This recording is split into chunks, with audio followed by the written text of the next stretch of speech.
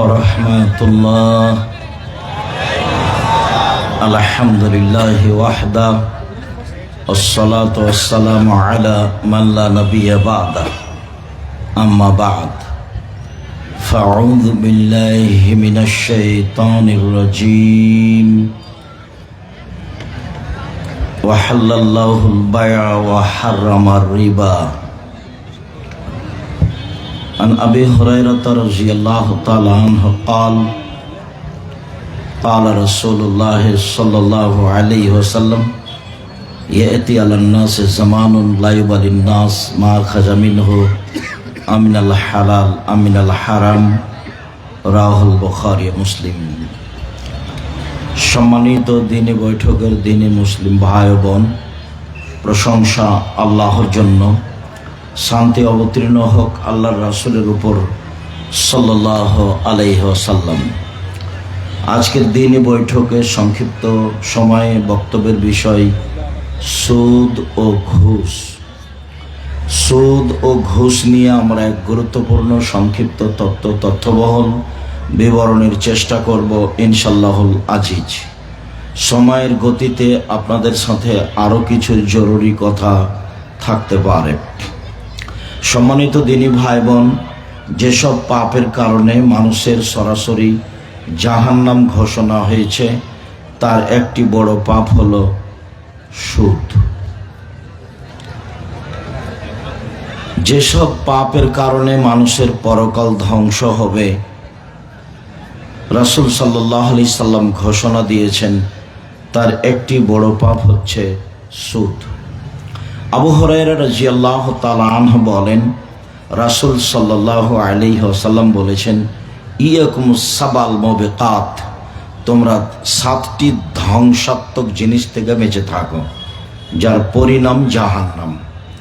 তাতে তিনি 1 নম্বরে বলেছেন আশিরকু বিল্লাহ, আল্লাহর সাথে শিরক করা, যেটা বাংলাদেশের মাটিতে খুবই কঠিন, মানে খুব বেশি কঠিন।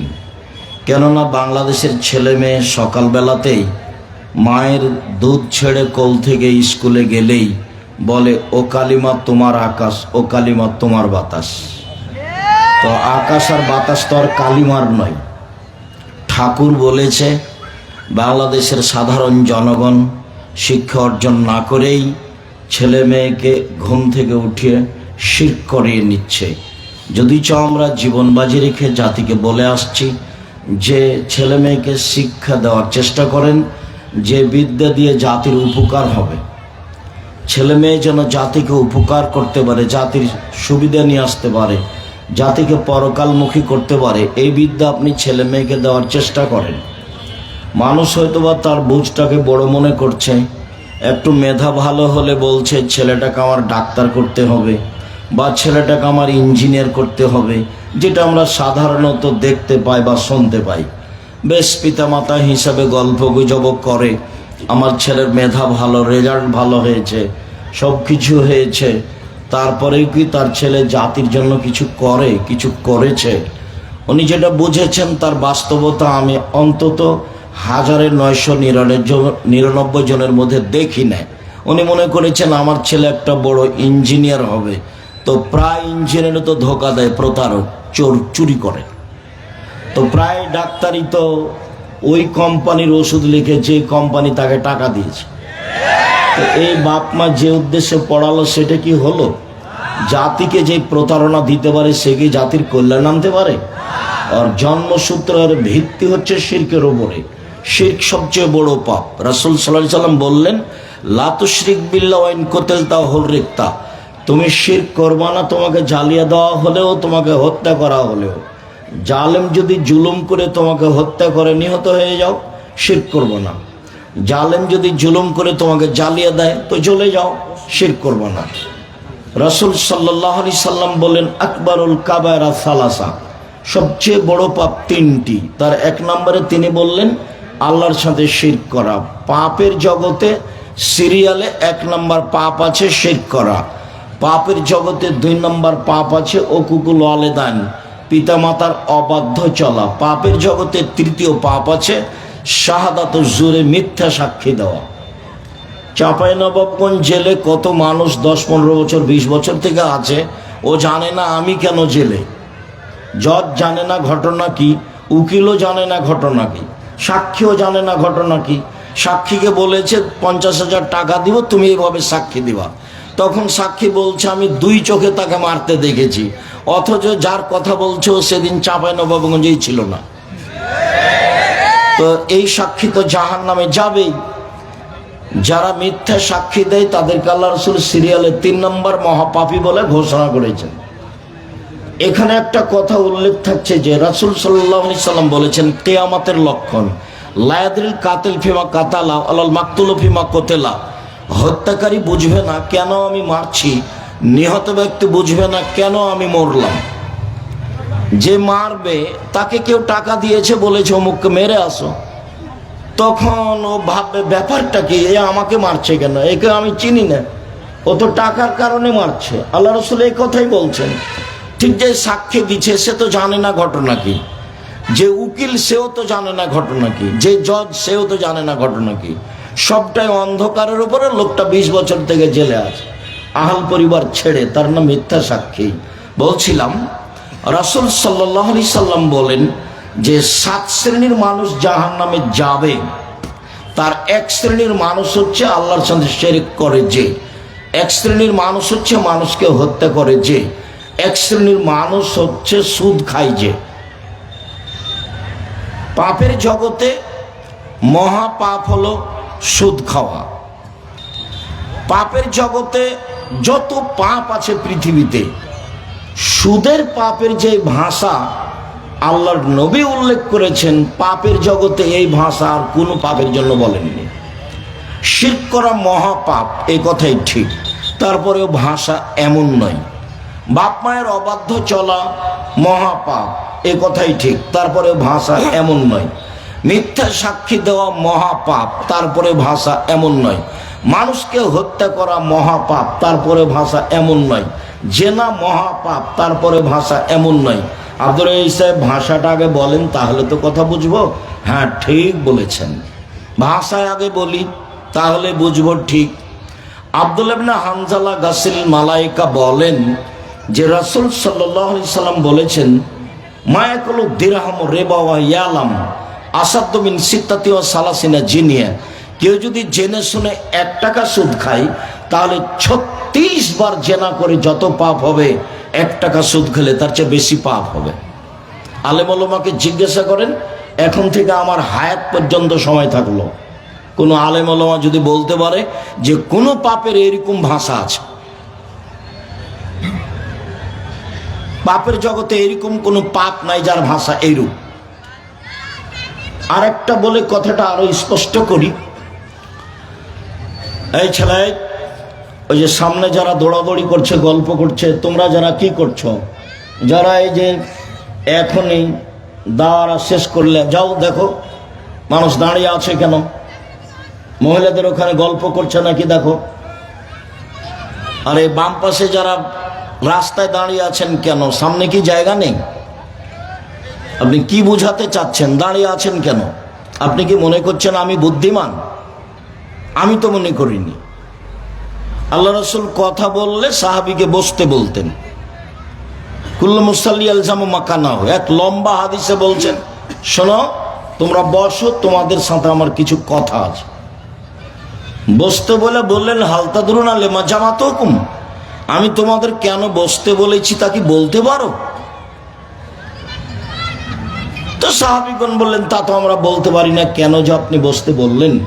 তো আল্লাহ রাসূল বলছেন যে মা জামাতুকুম লিরাহবাতিন ওয়া রাহাবাতিন, আমি তোমাদেরকে বসতে বলিনি জাহান্নামের ভয় দেখাবো এই জন্য, আর জান্নাতের প্রতি আগ্রহী করব এই জন্য বসতে বলিনি। আমি আসলে বসতে বলেছি আন্না তামিমা দারি কানা রাজুলান নাসরানিয়ান ফাজাও আসলামা ওয়া হাদাসানি হাদিসান কুনতু উহাদ্দিসুকুম আন মাসিহিদ দাজ্জাল। তামিম দারি একটা খ্রিস্টান মানুষ এসেছে, ইসলাম গ্রহণ করেছে, ও দাজ্জালের কাহিনী বলছে, যে কাহিনী আমি তোমাদের সামনে বলি। ও বলছে যে রাকেবনা ফি সাফিনাতিন বাহারিয়াতিন মা সালাসিনা রাজুলান মিন লাকমা জোজাম, আমরা লাখম এবং জোজামের বংশের 70 জন মানুষ স্টিমারে উঠেছিলাম। এক মাস যাবৎ স্টিমার আমাদেরকে নিয়ে খেললো। কোন দিকে যে নৌকা গেল তা আমরা বুঝতে পারলাম না।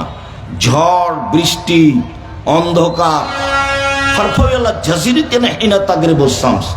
এক মাস পরে সন্ধ্যার সময় এই স্টিমার এক নদীর কিনারায় গিয়ে লাগলো। ফারাকেবনা ফি আকরাবিস সাফিনা, তখন আমরা ছোট ছোট নৌকায় উঠে বসলাম, এক প্রান্তে যাব সেই জন্য।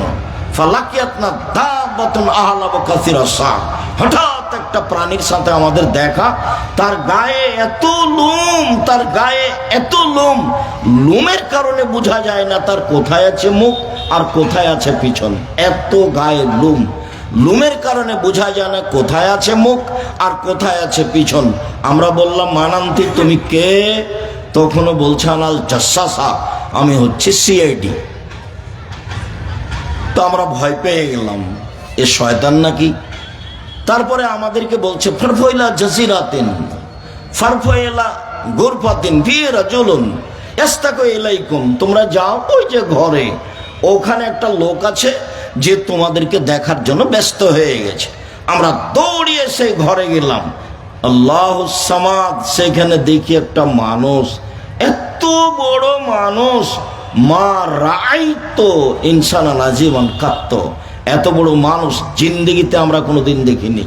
দেখি তার হাত এবং পাকে তার কাঁধের সাথে লোহার জিঞ্জির দিয়ে বাঁধা আছে।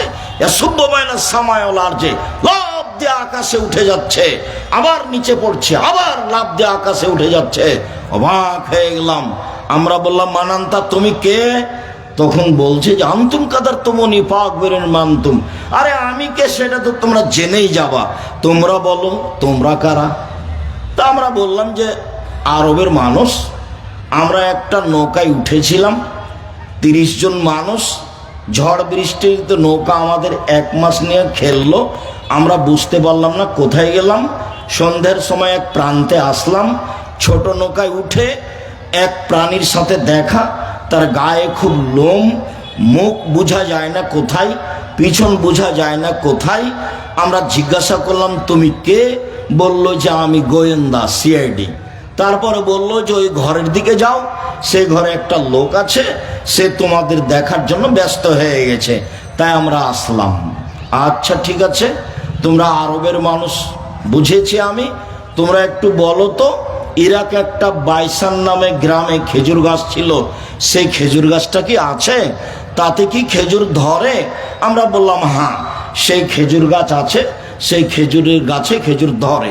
আচ্ছা ঠিক আছে, তারপরে তোমরা বলো তো, ইরাকে একটা জোগার নামে পুকুর ছিল, বহায়রাতিন তাবারিয়া, একটা বিল ছিল, জলা বিল, সে বিলে কি পানি আছে?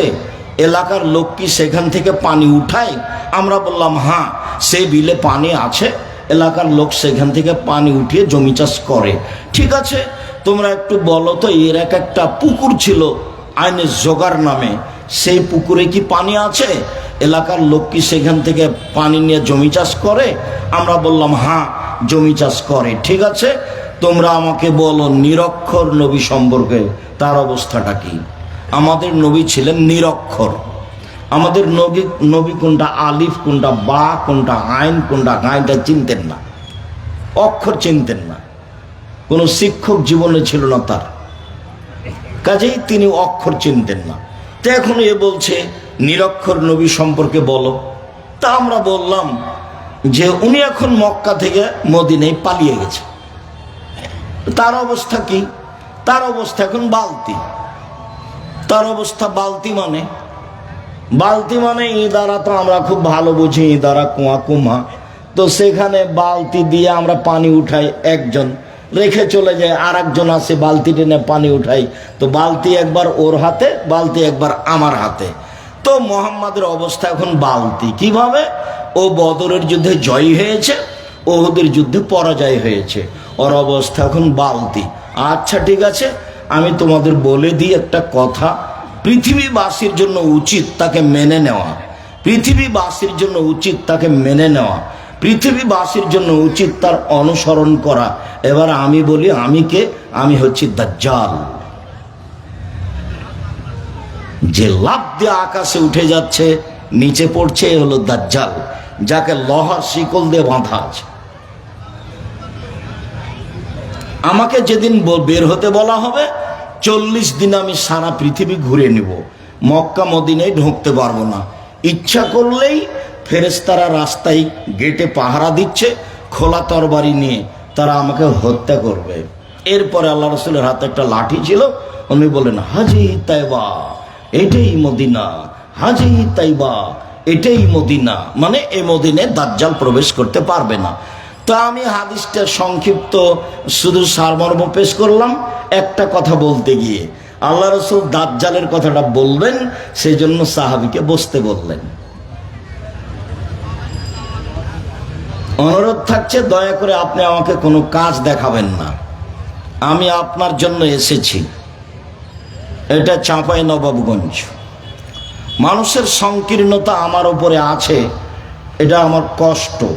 কেন আছে তা আমি জানি না, আমি সব জানি এ কথা নয়, তবে কোরআন হাদিস আমি ভালো বুঝি, আলহামদুলিল্লাহ এটা কথা আমার। এবং আমার জীবন ফতোয়ার সাথে সম্পৃক্ত। আমি 26 বছর থেকে ফতোয়া লিখি, শরীয়ত গবেষণা করি।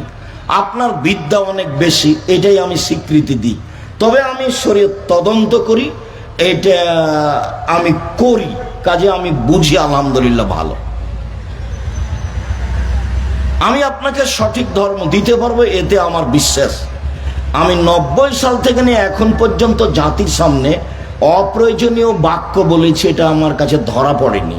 আমি কোনোদিন দেশ নিয়ে, সরকার নিয়ে কথা বলি না, আমি কোনোদিন দল মাঝাব নিয়ে কথা বলি না। আমি বলেছি জাতিকে, জাতির যদি রাস্তাঘাট করে দিতে না পারি, জাতির যদি স্কুল কলেজ করে দিতে না পারি, জাতিকে চূড়ান্ত সঠিক ধর্ম দিতে পারবো ইনশাআল্লাহ। ধর্মের ব্যাপারে জাতিকে ফাঁকি দিয়ে পরকাল হারাতে রাজি নই, ইনিয়ে বিনিয়ে কথা বলতে আমি রাজি নই। আপনাকে ধর্মের নামে ফাঁকি দিয়ে এই করলে, এই বললে, এই করলে এই হবে, এই করলে এই হবে, এরকম আমি বলতে রাজি নই। আমাদের দেবীনগরের এক মাওলানা, এক লোক আমাদের সম্পর্কে ভাই হয়, আমাকে বলছে যে রাত্রে তাফসির শুনতে গেছিলাম সুলতানগঞ্জ গোদাগাড়ি, সেই যে তাফসির করলো, কি যে তাফসির করলো, জীবনে এরকম তাফসির শুনিনি। তা আমি বললাম, ভাইজান কি তাফসির করলো, তোরা ওগুলো জানিস না? আচ্ছা ঠিক আছে, জানি না, একটু বলেন না কি তাফসির করলো। আর তোরা ওই তাফসিরই জানিস না, কি বলবো, বলেন না একটু। তো চাপাচাপিতে বললো যে শোন, তাফসির করলো যেটা জিন্দেগিতে শুনিসনি। কি তাফসির? যে আদম আলাইহিস সালাম ঘুম থেকে উঠে দেখছেন একজন সুন্দরী নারী পাশে। তো এবার আদম আলাইহিস সালাম যেহেতু মানুষ, হাত বাড়ালছেন সুন্দরী মহিলার দিকে, তখন ফেরেশতা বলছেন থামেন। তো আদম আলাইহিস সালাম বলছেন কেন? তো ফেরেশতা বলছেন মোহর দিতে হবে। তখন আদম আলাইহিস সালাম বলছেন মোহর আবার কি? তখন ফেরেশতা বলছেন মুহাম্মদ সাল্লাল্লাহু আলাইহি সাল্লামের উপরে 1000 বার দরুদ পড়ে দিতে হবে। তা আমি বললাম, ভাইজান মুফাসসিরকে 160 লাঠি পিটাতে হবে। আমি আব্দুর রাজ্জাক বলছি, আমার মরা পর্যন্ত সময় থাকলো, এবং কিয়ামত পর্যন্ত এই তাফসীর সত্যায়ন করা যাবে না। কেন? পৃথিবীতে সবচেয়ে বড় শিক্ষিত মানুষ আদম আলাইহিস সালাম। আদম আলাইহিস সালামের মতো পৃথিবীতে শিক্ষিত মানুষকে জন্ম নেবে না, নিবে কি করে? আল্লাহ তো তাকে সবকিছু শিখিয়ে দিয়েছেন, দিয়ে বলছেন যে বলো এটা কি। ফেরেশতাকে বলছে বলো তো এটা কি। ফেরেশতা বলছে এটা তো আমি জানি না। বলছে আদম বলো, বলে এটা বোতল। না, আগে জানিয়ে দেওয়া হয়েছে। এখন ফেরেশতার সামনে বলছে বলো তো ফেরেশতা এটা কি, বলে এটা তো জানি না। তো বলছে আদম তুমি বলো, বলে এটা ডিম। তো আদমকে তো আল্লাহ সবকিছু শিখিয়ে দিয়েছেন, ওটা কোরআন মাজিদের আয়াত।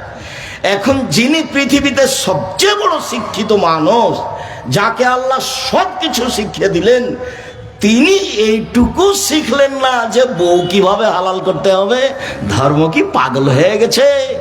धर्म की राजशाही चांपाइनबाबगंज हवाई लड्डू दोनों हाथ में लड्डू हो जाए, चाहे उसको छोड़ दे चाहे उसको खा ले, ভুল হিসাব। ওকে 160 লাঠি পিটাতে হবে, এটাই চূড়ান্ত। আমি আব্দুর রাজ্জাক জিম্মেদার।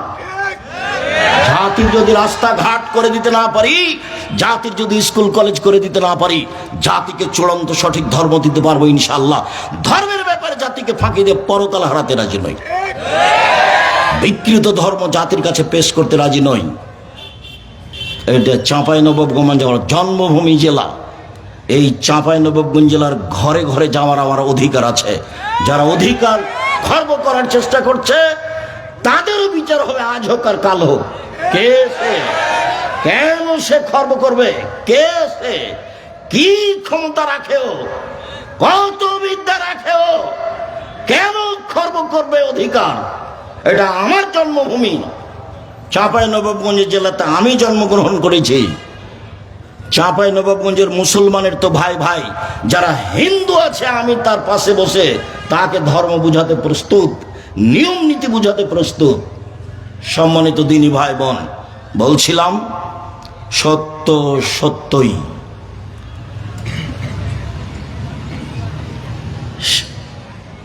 সুদের পাপের যেই অবস্থা রাসূল সাল্লাল্লাহু আলাইহি ওয়াসাল্লাম উল্লেখ করেছেন, এইরকম পৃথিবীতে কোনো পাপ নাই যার ভাষা এভাবে আল্লাহ রাসূল উল্লেখ করেছেন।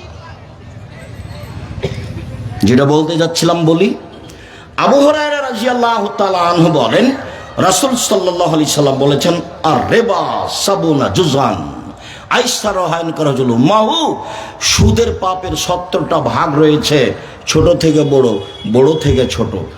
সবচেয়ে ছোট ভাগ হলো মার সাথে জেনা করলে যেমন পাপ হয়। নেন এবার দেখান পাপ আর কোনটা এর পাশে বসান। পাপের জগতে সবচেয়ে বড় পাপ শিরক। পাপের জগতে দ্বিতীয় মহাপাপ হলো বাপ মায়ের অবাধ্য চলা। পাপের জগতে তৃতীয় মহাপাপ হলো মিথ্যে সাক্ষী দেওয়া। পাপের জগতে চতুর্থ মহাপাপ হলো মানুষকে হত্যা করা।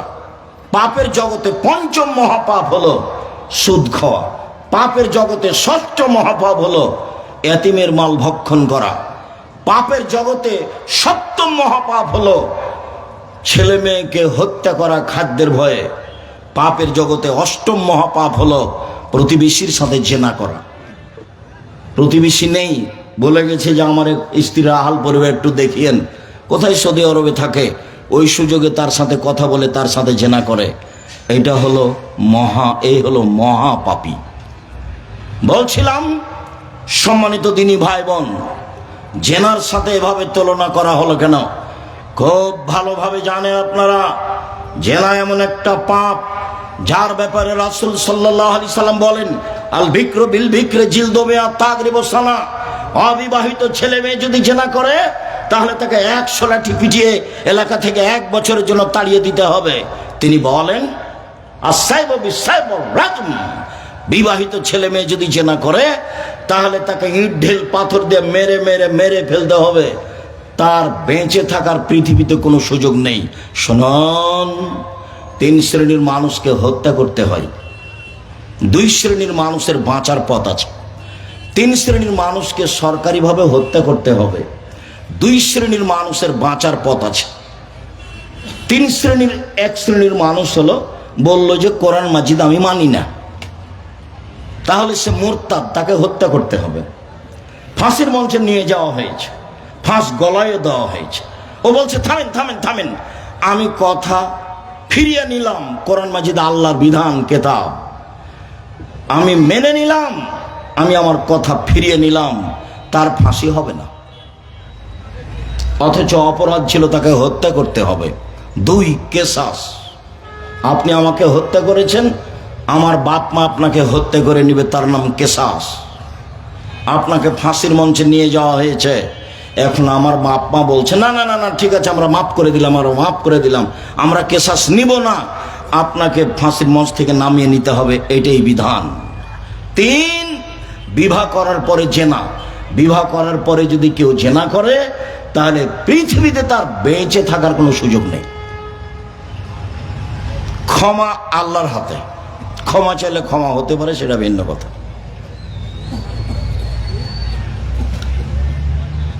মহিলা যখন এসে বলল আল্লাহর নবী আমাকে পবিত্র করেন, তখন আল্লাহ রাসূল বলছেন ইরজি ওয়াস্তাগফিরিল্লাহ ওয়া তুব ইলাইহি, আরে বাড়ি ফিরে যাও, আল্লাহর কাছে ক্ষমা চাও, তওবা করো, পাপ ক্ষমা হয়ে যাবে। তখন মহিলা বলছে, আতুরাদ্দুনি কামার আদাত্তা মাইজুবনে মালিক, যেভাবে মাইজুবনে মালিকের বিচার করেননি সেইভাবে আমাকে ফিরিয়ে দিতে চাচ্ছেন। অন্না হবলা মিনা জেনা, আমার পেটে অবৈধ সন্তান রয়েছে, বিচার করে দিতে হবে, আমি ফিরে যেতে রাজি নই। তখন আল্লাহ রাসূল বলছেন, আচ্ছা ঠিক আছে, ইরজিই হাত্তা তালিদি, বাড়ি ফিরে যাও, যেদিন সন্তান জন্ম নেবে সেদিন আসছে বিচার করে দেব। মহিলা চলে গেল। মুসলিম গ্রন্থে এসেছে, বাচ্চা সবে মাত্র প্রসব হয়েছে, বাচ্চাকে ন্যাকড়াই চাঁপাইনবাবগঞ্জের ভাষায় তেনায় জড়িয়ে নিয়ে চলে এসেছে। জড়িয়ে নিয়ে এসে বলছে, দেখেন সন্তান হয়েছে, বিচার করে দেন। আল্লাহ রাসূল তো দেখছে অবাক, ঠিক আছে, ইরজিই ফারদিই হে হাত্তা তাফতে মি হে, নিয়ে যাও, বাচ্চাকে দুধ খাওয়া, যেদিন বাচ্চা দুধ ছেড়ে দিবে সেদিন আসছে বিচার করে দেব। মহিলা বাচ্চা নিয়ে চলে গেল, বাচ্চাকে 2 বছর দুধ খাওয়ালো। 2 বছর পরে বিচারালয়ে উপস্থিত, বাচ্চার হাতে এক টুকরা রুটি রয়েছে, রুটি প্রমাণ করে বাচ্চা খাদ্য খেতে পারে। রাসূল সাল্লাল্লাহু আলাইহি ওয়াসাল্লাম ছেলেটাকে নিয়ে একজন মুসলমানের হাতে দিলেন, বললেন, যাও তুমি এই ছেলেটাকে লালন পালন করো।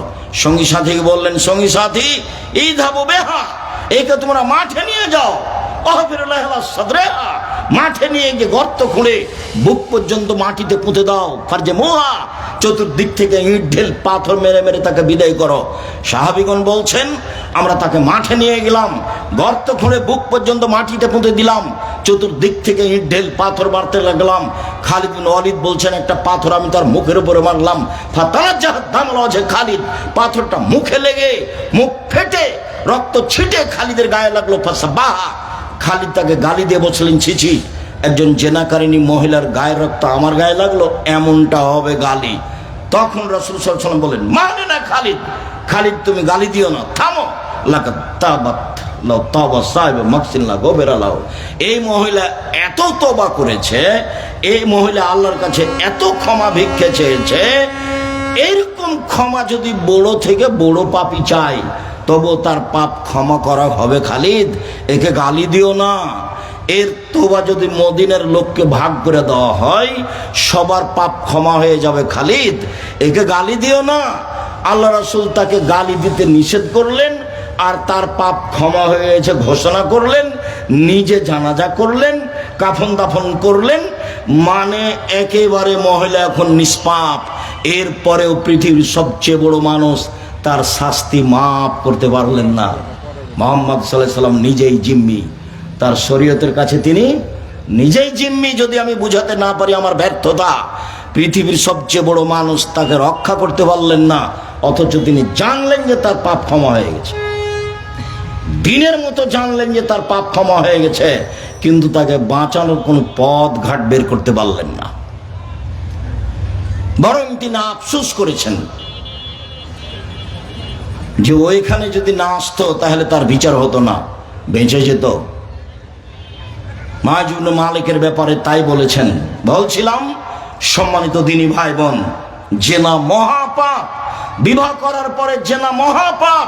যদি তো রাস্তাঘাটে এখন জেনা স্বাভাবিক ব্যাপার, আল্লাহ রাসূল বলছেন, তাহারজাল হেমারে, গাধা যেমন গাধীর সাথে মিলে লজ্জা জানে না, ষাঁড় যেমন গাভীর সাথে মিলে লজ্জা বোঝে না, মানুষ তো এখন খোলা মাঠে জেনা করবে, লজ্জা বুঝবে না, যেটা আপনি দিনরাত দেখতে পাচ্ছেন। রাসূল সাল্লাল্লাহু আলাইহি সাল্লাম বলেন, আমার উম্মত কয়েকটা জিনিসকে হালাল মনে করবে, তার একটা হলো জেনা। রেশমি কাপড়কে হালাল মনে করবে, বাদ্যযন্ত্রকে হালাল মনে করবে, জেনাকে হালাল মনে করবে আমার উম্মত। আমরা নাকি জেনাকে হালাল মনে করব? জেনা মহাপাপ, জেনা মহাপাপ, যার ফলাফল হলো এই, এক, অবিবাহিত ছেলে মেয়ে হলে তাকে 100 লাঠি পিটিয়ে এলাকা থেকে তাড়িয়ে দিতে হবে, বিবাহিত ছেলে মেয়ে হলে তাকে ইট ঢেল পাথর দিয়ে মেরে মেরে মেরে ফেলতে হবে, অন্তত পৃথিবীতে তার বেঁচে থাকার কোনো সুযোগ নেই, কোনো সুযোগই নেই, কোনো পথ ঘাট দিয়ে তাকে রক্ষা করা যাবে না। রাসূল সাল্লাল্লাহু আলাইহি সাল্লাম বলছেন, কে যদি 1 টাকা সুদ খায় 36 বার জেনা করে যত পাপ হবে, 1 টাকা সুদ খেলে তার চেয়ে বেশি পাপ হবে। সুদ কি জিনিস, যেটা আমার আপনার কাছে কোনো ব্যাপারই নয়, যেটা কিস্তি তোলা স্বাভাবিক ব্যাপার। ব্যাংকে লোন নিয়ে ম্যানেজার সাহেব বাড়ি করেছেন 10 তলা, স্ত্রী ছেলে মেয়ে লিফটে উঠে আর নামে, 350 টাকা তার আইসক্রিম খায়, দিন কাটাচ্ছে খুব খুশিতে। ও কি জানে যে তার জানাজা হবে না? ওর জানাজাই হবে না। যার ঋণ আছে তার জানাজাই হবে না, জানাজাই বাতিল। রাসূল সাল্লাল্লাহু আলাইহি সাল্লাম তার জীবনে প্রত্যেক দিন প্রত্যেক সালাতের শেষে সালাম ফিরার পূর্বে একটা দোয়া পড়তেন। আমাদের চাঁপাইনবাবগঞ্জের লোকেরা প্রায় সেই দোয়াটা জানে, আল্লাহুম্মা ইন্নী আউযু বিকা মিন আযাবি জাহান্নাম ওয়া আউযু বিকা মিন আযাবিল কবর। শেষে আছে আল্লাহুম্মা ইন্নী আউযু বিকা মিনাল মাসামি ওয়াল মাগরাম। তোমার কাছে বাঁচতে চাই বড় পাপ হতে, তোমার কাছে বাঁচতে চাই ঋণ কর্য হতে, তোমার কাছে বাঁচতে চাই বড় পাপ হতে, তোমার কাছে বাঁচতে চাই ঋণ কর্য হতে। আমি ভিক্ষা করে খেতে বলিনি, ওটা আমার মূলত কথা নয়। আমি কষ্টে বলেছি তোমরা বাপ বেটা ভিক্ষা করে খাও। গ্রামে যদি ভিক্ষা না দেয় তাহলে চাঁপাইনবাবগঞ্জ ট্রেন স্টেশনে যাওয়া, গাড়ি গাড়ি ভিক্ষা যাবা। কোন সময়তে বলেছি? যখন তোমরা বাপ বেটা যৌতুক নিয়েছো তখন বলেছি। যৌতুক নিলা কেন? যৌতুক কেন নিবা? ভিক্ষা করে খাও। আমি ভিক্ষা করে খেতে বলিনি। আমি চকলেটের ব্যবসা করতে বলেছি, চকলেটের ব্যবসা করতে বলিনি। চকলেটের ব্যবসা বলতে আমি সবচেয়ে কম পয়সার ব্যবসা করতে বলেছি। লোন নেওয়া লাগবে না। উপার্জনের পথ 4টা। 1 দিন মজুরি, সন্ধ্যায় টাকা শেষ। 2 চাকরি, সাধারণত 25 দিনে শেষ, 5 দিন ধার কর্য। 3 জমি চাষ, সমান সমান নইলে লস। 4 ব্যবসা। তখন আল্লাহ রাসূল বলছেন আত-তাজির আস-সাদুক আল-আমিন মা সিদ্দিক ও শুহাদাল আম্বিয়া। বিচারের মাঠে বিশ্বস্ত ব্যবসায়ীরা নবীদের সাথে থাকবেন। নাই এবার এ আবার কেমন কাজ? নবীদের সাথে তো থাকা খুব কঠিন। একজন সাহাবী বলছেন যে আমি রাসূলের সাথে রাতে ছিলাম, তো ফাতাই তো হবে ওয়াজুহি হাজাতিহি, আমি তার ওজুর পানি মেশাক নিয়ে এসেছি। তো ওজুর পানি আর মেশাক দেখে খুব খুশি, দিয়া আমাকে বলছেন সাল অভিরদিন সালমা শেতা, চাও যেটা তোমার মনে লাগে চাও। আমার উপরে খুব খুশি। মেশাক আর পানি দেখে এত খুশি যে আমাকে বলছেন চাও যেটা চাও চাও। তখন আমি বলছি আসআলুকা মুরাফাতাকা ফিল জান্নাত, আমি আপনার সাথে জান্নাতে থাকতে চাই। আল্লাহ রাসূল তো গায়েবের খবর জানেন না। তখন আল্লাহ রাসূল বলছেন আওয়া গায়রা জালেক, না না না না না, এটা নয় এটা নয়, অন্য কিছু চাও, অন্য কিছু চাও, অন্য কিছু চাও। তখন সাহাবী বলছেন হোয়া জাকা, ওটাই চাই, ওটাই চাই। তখন আল্লাহ রাসূল কি উত্তর দিচ্ছেন দেখেন। আল্লাহ রাসূল বলছেন আইন্নী আলা নাফসিক বিকাসরাতিস সুজুদ, তুমি একটু বেশি বেশি সিজদা করে তাহাজ্জুদ পড়ে আমাকে সহযোগিতা করো। আসলে খুব ভালো তাহাজ্জুদ গুজার যারা, তারা আমার সাথে থাকতে পারে, থাকবে। কিন্তু তুমি আমাকে সহযোগিতা করো তাহাজ্জুদ পড়ে, নিলে আমি তোমাকে সাথে নিতে পারবো না। পৃথিবীর সবচেয়ে বড় মানুষ। মানে কিছু রাতে ইবাদত করলে রাসূলের সাথে থাকা যায়। যদিও আর একটা সহজ পথ আছে, সেটা হলো এই, কেউ যদি তার 2টা মেয়েকে লালন পালন করে, বিবাহ শাদী দিয়ে দেয়, তাহলে সে নবীর সাথে থাকবে। তখন এইভাবে জমা লেগে, মানে একসাথে থাকবেন নবীর সাথে। 2টা মেয়ে 10টা ছেলেকে পড়ালে নবীর সাথে থাকা যাবে, এই কথা আল্লাহ রাসূল বলেননি। পড়াবে কেন? জন্ম দিয়েছে এই জন্য। বলে তো কুকুর সিরিয়ালে ঘুরে বেড়াবে, তখন জব বাপকে দিতে হবে। জন্ম দিয়েছেন আপনি, জবাব দিব আমি? কেন জবাব দিব আমি? আপনারই ছেলে রাস্তা রাস্তা ধরে ওড়াচ্ছে, মানুষের রাস্তা বন্ধ করছে, চোখ গরম করছে যে রাস্তায় চলছে তাকে, ক্ষমতা দেখাচ্ছে, দলীয় দাপটে মানুষের কাজ বন্ধ করছে, মানুষকে জেল হাজতে দিচ্ছে। ছেলে তো আপনার, জবাব আপনি দিন। মানুষকে অপমান করছে, মানুষকে খাটো করছে, জন্ম দিয়েছেন আপনি, জবাব দেব আমি? কে বলেছে? রাজুল রাইন ফি আহলি বাইতি, বাড়ির মালিকই দায়িত্বশীল, বাপই দায়িত্বশীল। তাকে ছেলে মেয়ে সম্পর্কে অক্ষর অক্ষরে জবাব দিতে হবে। টিকতে না পারলে তাকে জাহান্নামে যেতে হবে, তাহাজ্জুদ পড়েও হবে না, হজ করেও হবে না। অক্ষর অক্ষরে ছেলে মেয়ের জবাব দিতে হবে। আল্লাহ নবী বললেন 2জন মেয়ের লালন পালন করলে নবীর সাথে থাকতে পাবে। তো লালন পালন কি? লালন পালন কি বাপে বুঝে? আল্লাহ রাসূল বলছেন লালন পালন 1, ফাল্লামাহা, তাকে বিদ্যা শিখিয়ে দিল, ফাসানা তালিমাহা, সুন্দর বিদ্যা শিখিয়ে দিল। দুই, শিষ্টাচার শিখিয়ে দিল, সুন্দর শিষ্টাচার শিখিয়ে দিল। আহসানা ইলাইহিন্না, তার সাথে ভালো আচরণ করলো। এই বাপ মেয়েকে লালন পালন করেছে, এই এখন নবীর সাথে এভাবে থাকবে। তো মেয়েকে বিদ্যা শিখিয়ে দিয়েছে, ভালো বিদ্যা শিখিয়ে দিয়েছে। কিভাবে ভালো বিদ্যা শিখালো? শিষ্টাচার শিখিয়ে দিয়েছে, ভালো শিষ্টাচার শিখিয়ে দিয়েছে। নখ বড় আছে, নখে নেল পালিশ আছে, তখনও কি ভালো শিষ্টাচার? ভরু তুলে চিকন করা আছে, তখনও কি ভালো শিষ্টাচার? দাঁত ছিলে ফাঁকা করা আছে, তখনও কি ভালো শিষ্টাচার? পরচুলা মাথায় দিয়ে খোপা বেঁধেছে, তখনও কি ভালো শিষ্টাচার? অবাক হতে হয়। ভালো শিষ্টাচার, শিষ্টাচার কাকে বলে না তার মা জানে, তার বাপ জানে। শিষ্টাচার কাকে বলে না তার বাবা জানে, তার মা জানে। কে বলেছে ও শিষ্টাচার জানে?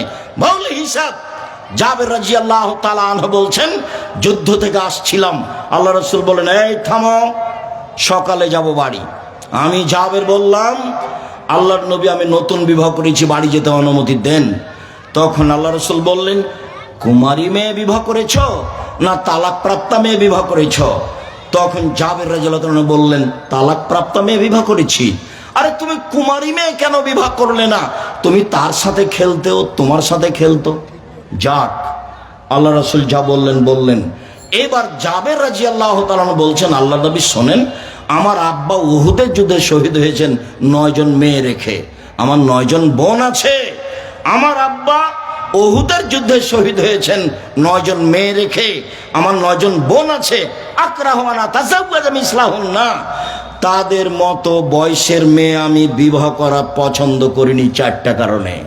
আমার বোনদের বয়সের মেয়েকে আমি বিবাহ করা পছন্দ করিনি 4টা কারণে। এক, লিতুল্লামাহুন্না, আমি বেশি বয়সের মেয়ে বিবাহ করেছি যাতে করে আমার স্ত্রী আমার বোনদেরকে বিদ্যা শিখাতে পারে। 2, বলে তুয়াদ্দাবাহুন্না, যাতে করে আমার স্ত্রী আমার বোনদেরকে শিষ্টাচার শিখাতে পারে। 3, বলে তুরাজ্জালাহুন্না, যাতে করে আমার স্ত্রী আমার বোনদেরকে পরিপাটি করে সাজগোজ করে রাখতে পারে। 4, বলে তাকুমা আলাইহিন্না, যাতে করে আমার স্ত্রী আমার বোনদের পাহারা দিতে পারে। নেন এবার, মার বাপ হলে ছেলে মেয়ের পাহারাদার। তা আপনি জবাব দেন। এই যে এখন বসে আছে, মাথায় কাপড় নেই, জবাব আপনি দেন, কেমন আপনি পাহারাদার? এই ছেলে, চুপ বসে থাকবা, কোনো প্রয়োজন দেখায় না। আপনি আমার দিনী ভাই, আপনাকে আমি খুব সম্মান করি, আর আপনার বাড়ির মানুষ আমি আপনার গ্রামের মানুষ। আপনি আসেননি, ভুল হয়েছে। যে কারণে আসেননি, আমি চেয়েছি যে কোনো জায়গায় গেলে 10 কিলোমিটার আশেপাশে যারা আসবে সবাই আসবে, এমনকি হিন্দুও আসবে। আমি তার কিছু না কিছু উপকার করবো ইনশাল্লাহ। কিছু না কিছু আমি উপকার করবই ইনশাল্লাহ। এই প্রতিজ্ঞা নিয়ে আমি বাড়ি থেকে বের হই। আমি আপনার জন্যই এসেছি। আপনি এখন দোকানে বসে আড্ডা পিটবেন, চা খাবেন, এটা আমার জন্য কষ্টকর। আপনি আপোষে বসে গল্প করবেন এখন, এটা আমার জন্য কষ্টকর, এটা আমি চাইনি। কেন করছেন? বাপ মা আপনাকে শিষ্টাচার শিখায়নি, সেই জন্য আপনি কষ্ট পেলে আমি কি করতে পারি? আমি তো এই কথা বলিনি, এই কথা রাসূল সাল্লাল্লাহু আলাইহি ওয়াসাল্লামের সামনে হচ্ছে। তার মানে আল্লাহ রাসূল বললেন, মা মানে পাহারাদার, মা মানে ছেলে মেয়েকে শিষ্টাচার শিখাবে। বলো, তোমরাই বলো, এটা কোন শিষ্টাচার? ভ্যানিটি ব্যাগ নিয়ে ফ্যাশন বোরখা পরে চাঁপাইনবাবগঞ্জ শহরে চলে যাচ্ছে কেন? ওর বাপ মরেছে, ওর ভাই মরেছে, ওর বোনের ছেলে মরেছে, ওর ভাইয়ের ছেলে মরেছে, জাতি সব চলে গেছে মাটির নিচে, ওই একাই আছে। ও বাজারে গেল কেন? কেন যাবে? তার শরম হয় না কেন? তার হায়া হয় না কেন? তার লজ্জা হয় না কেন? তার ইতস্তবোধ হয় না কেন? তার মানবতা হয় না কেন? কে শিখাবে তাকে? তার বাপ মা শিখাবে। আমি তো বলিনি এই কথা, এ কথা মুহাম্মদ সাল্লাল্লাহু আলাইহি ওয়াসাল্লাম বলছে। 1, বিদ্যা শিখাবে। 2, শিষ্টাচার শিখাবে। 3, পরিপাটি থাকা শিখাবে। 4, পাহারা দিবে। মা পাহারাদার, বাপ পাহারাদার। পাহারাদার কাকে বলে? চাঁপাইনবাবগঞ্জে একটা ফ্যাক্টরি আছে, মালিক জানতে পারলো যে রাত্রে ঘুমালছে, তদারকি ও ভালো করে পাহারা দেয়নি, সকালে ওকে বাদ দিয়ে দিবে, যে দারোয়ান তোকে দিয়ে হবে না রে, তুই যা, তুই ঘুমাস, এর নাম পাহারাদার। তো ছেলে মেয়ের আপনি কি পাহারা দিলেন? সকালে গিয়ে ছেলে মেয়ে বললো ও কালিমা তোমার আকাশ, ও কালিমা তোমার বাতাস, আর বই খাতা কলম আপনি জানেন। দুঃখিত, কি দিয়ে বলি আপনাকে আমি? রাসূল সাল্লাল্লাহু আলাইহি ওয়াসাল্লাম বলছেন, পৃথিবীর মানুষ শুনে রেখো, আমার উম্মত ইহুদি খ্রিস্টানদের সাথে মিশে যাবে, ডান হাতের বিঘত যেমন বাম হাতের সমান। আমার উম্মত ইহুদি খ্রিস্টানদের সাথে মিশে যাবে, হুবাহু চাল চলনে, কথাবার্তায়, খাতা কলমে, অফিস আদালতে, কোর্টে কাছারিতে, পোশাকে আশাকে, উঠাতে বসাতে মিশে যাবে। ডান হাতের বিঘত যেমন বাম হাতের সমান, ডান হাতের বাহু যেমন বাম হাতের সমান, ডান পায়ের জুতা যেমন বাম পায়ের সমান, এইভাবে মিশে যাবে। যেতে যেতে এবার নিচের দিকে নামতে লাগলেন, বলছেন শোনো, ইহুদি খ্রিস্টান যদি মায়ের সাথে জেনা করে তো আমার উম্মত মিল দিতে গিয়ে মায়ের সাথে জেনা করবে। রাসূলের মুখের ভাষা, আমি তো বলিনি এই কথা, তো রাসূলের মুখের ভাষা। সম্মানিত দিনী ভাই বোন, ছেলেমেয়ের জিম্মেদার আপনি, প্রস্তুতি আপনি নেন। বলছিলাম সুদের পাপের যেভাবে ভাষা উল্লেখ হয়েছে, পৃথিবীতে আর কোনো পাপের ভাষা এভাবে উল্লেখ হয়নি। অথচ সুদ আপনার কাছে আমার কাছে বড় পাপ নয়। মহান আল্লাহ বলেন, ওয়াহাল্লাল্লাহুল বাই'a ওয়া হাররামার রিবা, আল্লাহ চিরদিনের জন্য সুদকে হারাম করেছেন, ক্রয় বিক্রয়কে হালাল করেছেন। একটু দুটা শব্দ পাশাপাশি কেন? কেন আল্লাহ বললেন যে সুদ হারাম আর ব্যবসা হালাল? মানুষের একটা কথা ছিল, সুদ খেলেও টাকা বাড়ে, ব্যবসা করলেও টাকা বাড়ে, দুটাই তো টাকা বাড়ার কাজ, তো দুটাই জায়েজ হবে। সুদ খেলেও টাকা বাড়ে, ব্যবসা করলেও টাকা বাড়ে, দুটাই তো টাকা বাড়ার কাজ, তাহলে একটা হালাল হবে একটা হারাম হবে কেন? তখন আল্লাহ বলছেন, শোনো, সুদ হারাম আর ব্যবসা হালাল। এবার কিভাবে বুঝাই? আমিও স্পষ্ট আমার কাছে হয়নি অতদিন। যেদিন আমি আব্দুল্লাহর বক্তব্য শুনলাম সেদিন আমার কাছে জিনিসটা ধরা পড়লো, ওহো, কথা তো ঠিকই। মানে মুদ্রার জন্ম হয়েছে বিনিময়ে ব্যবহার হওয়ার জন্য, টাকার জন্ম হয়েছে বিনিময়ে ব্যবহার হওয়ার জন্য, ডলারের জন্ম হয়েছে বিনিময়ে ব্যবহার হওয়ার জন্য। আমি একটা টিস্যুর বক্স নিলাম, বিনিময়ে টাকা দিলাম। আমি একটা পানির বোতল নিলাম, বিনিময়ে টাকা দিলাম। আমি যখন টাকা দিয়ে টাকা নিলাম তখন কি বিনিময় হলো? কিছুই না। যখন মানুষ টাকা দিয়ে টাকা নেবে তখন এই জিনিসটার উপরে জুলুম করা হবে। যে উদ্দেশ্যে আল্লাহ তাকে সৃষ্টি করেছেন এই উদ্দেশ্য বহাল থাকবে না, তখন এই টাকার থাকবে না। তাই আল্লাহ বলছেন, ইয়ামহাকুল্লাহু রিবা ইউরবিস সাদাকাত, সুদ মানুষের টাকাকে কমিয়ে দেয় আর দান মানুষের টাকাকে বেশি করে দেয়। আল্লাহ বলছেন সুদ খেলে টাকা কমে যাবে, আর আল্লাহ রাসূল বলছেন যে ইন্নার রিবা ওয়াইন কাসরা ফাইন আকিবাতা তাসরিলা কাল্লিন, যদিও সুদ বাহ্যিকভাবে বাড়ে, যদিও সুদ বাহ্যিকভাবে বাড়ে, কিন্তু তার ফলাফল হলো নিঃস্ব। কোরআন আর হাদিসকে সামনে রেখে আমি বলবো ইনশাআল্লাহ, যারা সুদ খাবে তাকে একদিন ভিক্ষুক হতেই হবে, আজ হোক আর কাল হোক। তাকে ভিক্ষা করে খেতেই হবে, তার টাকা টিকবে না। কেন? আল্লাহ বলেছেন টিকবে না, নবী বলেছেন টিকবে না। আলোচনায় বাস্তবে যা দেখা যাচ্ছে, যারা কিস্তি উঠিয়েছে তাদের একদিন বাড়ি ঘরও হারালছে। আর সুদ মানে হলো এই যে কিছু মানুষের হাতে টাকা চলে যাবে, বাকি মানুষ নিঃস্ব হয়ে যাবে। সুদ মানে হলো এই পৃথিবীর দু একটা দেশে টাকা চলে যাবে, বাকি দেশগুলি দেউলিয়া হয়ে যাবে। সুদের ফলাফল যেটা আল্লাহ বলেছেন, যেটা আল্লাহর নবী বলেছেন, সেটা হতেই হবে।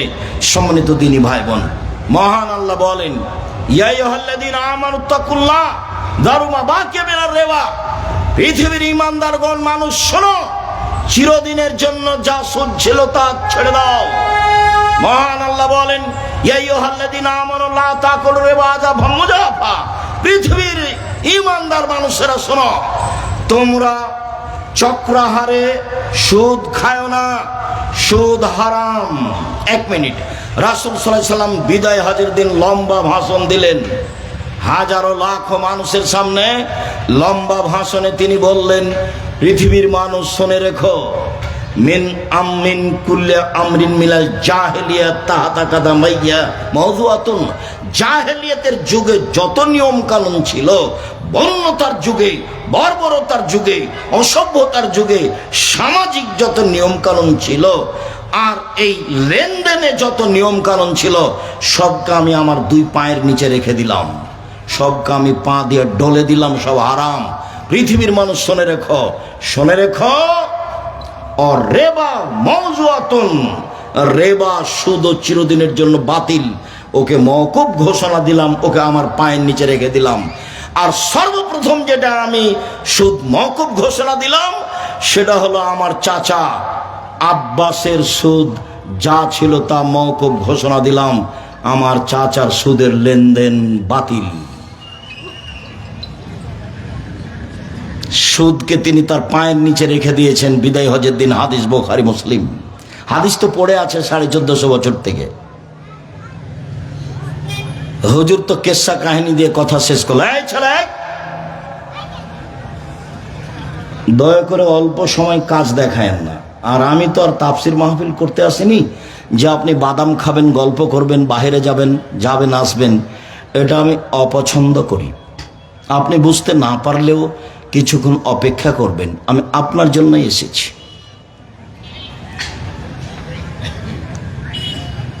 যারা আসেনি, যাদের ভিতরে সংকীর্ণতা কাজ করছে, জবাব তারা দিবে। তবে আমি আপনার কাছে থাকতে চাই, আমি আপনার পরামর্শ নিতে চাই, শরীয়তের চূড়ান্ত সঠিক আপনার কাছে পৌঁছানোর জন্য আমি প্রস্তুত রয়েছি। আমি আপনার ঘরের মানুষ। আমার মনে বড় সাধ, আমি এই দেশের মাটিতে উন্নত মানের প্রতিষ্ঠান গড়ব ইনশাআল্লাহ, যেখানে ছেলে মেয়ে বাংলা, ইংরেজি, আরবি উন্নত মানের শিক্ষা অর্জন করে জাতির অন্যায়ের বিরুদ্ধে লড়বে। মুখে কলমে মিডিয়াই লড়বে।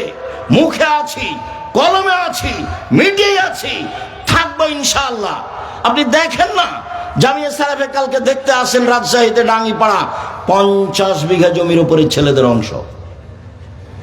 তানোরে যেটা আছে মেয়েদের 60 থেকে 70 বিঘা। রূপগঞ্জ, নারায়ণগঞ্জ, ঢাকা, পূর্বাচলে আছে প্রায় 100 বিঘা জমির উপরে। 5000 ছেলে মেয়ে পড়াশোনা করে, 5000। 300 জন শিক্ষক শিক্ষিকা আছেন, প্রতি মাসে বেতন লাগে 40 লক্ষ।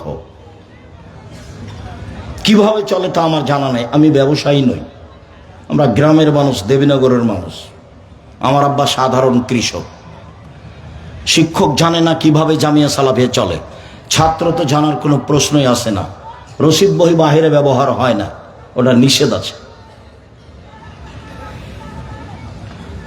সৌদি আরবের শিক্ষক, ইন্ডিয়ার শিক্ষক, দেশের শিক্ষক, দেশ বিদেশের শিক্ষকদের ভরা জামিয়া সালাফিয়া।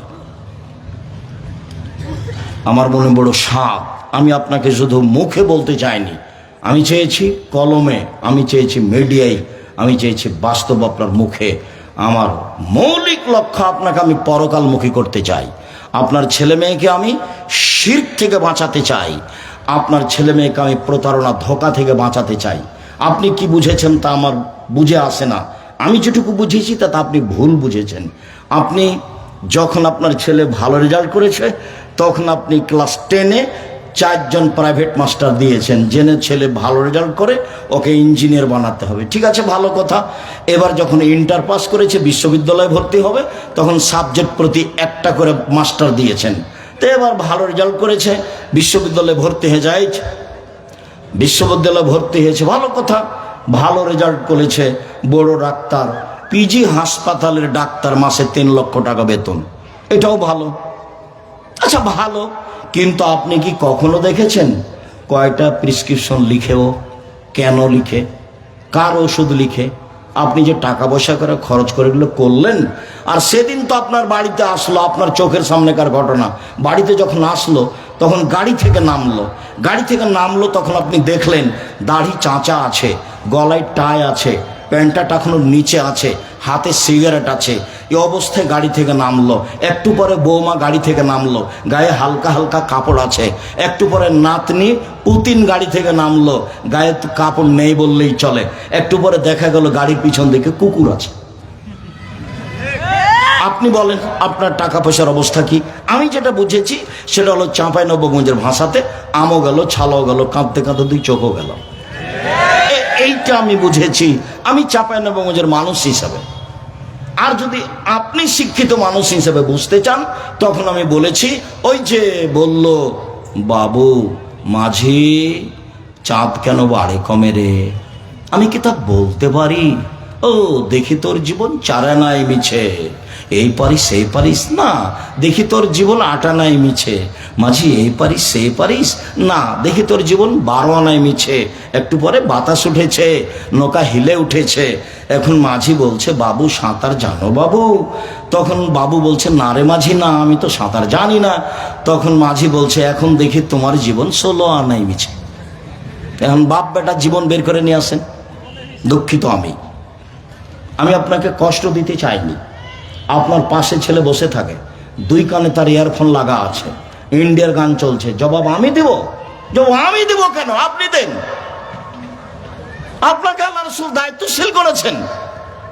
আপনার ছেলের হাতে সবসময় বড় মোবাইল থাকে, ভূমিকম্প তো হবেই। ভূমিকম্প তো স্বাভাবিক ব্যাপার। আল্লাহ রাসূল বলছেন যে 3টা পাপের কারণে 3টা বিপদ নেমে আসে। আমার উম্মতের উপরে 3টা পাপের কারণে 3টা বিপদ নেমে আসবে। আমার উম্মতের উপরে 3টা পাপের কারণে 3টা বিপদ নেমে আসবে। বিপদ 3টা। 1, ভূমিকম্প হবে, খাসফুন। 2, আকার আকৃতি পরিবর্তন হবে, মাসখুন। সন্ধ্যায় থাকবে মানুষ, সকালে হবে শোর, বানর। আমি এ কথা বলিনি, এ কথা মুহাম্মদ সাল্লাল্লাহু আলাইহি সাল্লাম বলেন। আমার উম্মত সন্ধ্যায় থাকবে মানুষ, সকালে হবে শুকুর, বানর। 3, কাজফুন, সমস্যা নেমে আসবে। যেখানে যাবে সেখানেই ঝামেলা। কোর্ট কাচারি, অফিস আদালত, মসজিদ মাদ্রাসা, গ্রামে সব জায়গাতে কেউ কাউকে মানে না, শুধু হইচই, সমস্যা নেমে আসবে। 3টা পাপের কারণে 3টা বিপদ নেমে আসবে। 1, ভূমিকম্প হবে। 2, সকালে সন্ধ্যায় থাকবে মানুষ, সকালে হবে শোর, বানর। 3, সমস্যা নেমে আসবে। পাপ 1, এজা সারেবুল খমুরা, যখন বিড়ি তামাক জর্দা সিগারেট গুল নেশাদার দ্রব্য খাবে, পান করবে, তখন এই 3টা বিপদ নেমে আসবে। 2, জাহারাতিল কায়নাত, মেয়েরা যখন নাচবে, তখন এই 3টা বিপদ নেমে আসবে। সব মোবাইলে মেয়ে নাচে, সব দোকানে মেয়ে নাচে, সব বাড়িতে মেয়ে নাচে, প্রায় সব মোবাইলে মেয়ে নাচে। মেয়ের হাতে মোবাইল আছে, আপনার ছেলের হাতও আছে। দুঃখিত, আপনাকে আমি কষ্ট দিনে, আপনার হাতও আছে, আপনার স্ত্রীর হাতে আছে। এই বাড়িটা হচ্ছে জেনার বন্যা। বন্যা কিসের? জেনার একবারে শয়লা বন্যা চলছে বাড়ির উপর দিয়ে। সবার হাতে ল্যাংটা মেয়ে নাচছে। রাসূল সাল্লাল্লাহু আলাইহি সাল্লাম বলছেন আইনানে তাজনিয়ানে জেনা হমান নাজর, 2 চোখের জেনা হচ্ছে চোখ দিয়ে দেখা। রাসূল সাল্লাল্লাহু আলাইহি সাল্লাম বলেন আল ওজনানে জেনা হল ইস্তেমাও, 2 কানের জেনা হচ্ছে কান দিয়ে শোনা। রাসূল সাল্লাল্লাহু আলাইহি সাল্লাম বলেন ওয়াল ইয়াদ জেনা হাল বাতস, হাতের জেনা হচ্ছে হাত দিয়ে ধরা। রাসূল সাল্লাল্লাহু আলাইহি সাল্লাম বলেন রিজল জেনা হাল মাসি, পায়ের জেনা হচ্ছে এই পথে চলা। জেনাল কাল তাতামানা তাস্তাহি, অন্তরের জেনা হচ্ছে পরিকল্পনা করা। জেলাল লিসান উৎক, জিহ্বার জেনা হচ্ছে মুখে কথা বলা। সব জেনা। এবার আপনি একটু বসে সুন্দর করে ঠান্ডা হয়ে চিন্তা করেন, আপনার বাড়ির অবস্থা, আপনার টিভির অবস্থা, আপনার মোবাইলের অবস্থা, আপনার মেয়ের মোবাইলের অবস্থা, আপনার ছেলের মোবাইলের অবস্থা। দুঃখিত, যেটা এতক্ষণ পর্যন্ত বললাম যে আমও গেল, ছালাও গেল, কাঁদতে কাঁদতে 2 চোখও গেল, এখন তার চেয়ে অবস্থা খারাপ। সেটা কি? সেটা যেটা আল্লাহ বলেছেন। আল্লাহ কি বলেছেন? আল্লাহ বলেছেন বুঝেও বুঝে না ওরা, অন্তর আছে বুঝে না, দেখেও দেখে না ওরা, চক্ষু আছে দেখে না, শুনেও শোনে না ওরা, কান আছে শোনে না। উলায়েকা কালানাম, তারা পশু প্রাণীর মতো, তারা গরু ছাগলের মতো, তারা কুকুর শিল্পের মতো, বালুম মাজার, বরং তার চেয়ে খারাপ। এই কথা আল্লাহ বলছে। আল্লাহ এবার কত নিচে চলে গেছিল মানুষের স্বভাব বুঝাতে গিয়ে। ওরা তো বুঝে, অন্তর আছে, ওরা তো দেখে, চক্ষু আছে, ওরা তো শুনে, কান আছে, তারপরেও তারা কুকুর শ্রীগারের মতো, গরু ছাগলের মতো, বরং তার চেয়ে খারাপ। খারাপই তো অবশ্যই। কোন দিক দিয়ে আপনি নিজেকে বাঁচাবেন? আপনার ছেলে ভালো, এটা আমিও মেনে নিলাম, তো ভালোর ফলাফল কি সেটা আপনি দেখবেন। বাপ হিসাবে জন্ম আপনি দিয়েছেন, আপনি পিতা, জবাব আপনাকে দিতে হবে।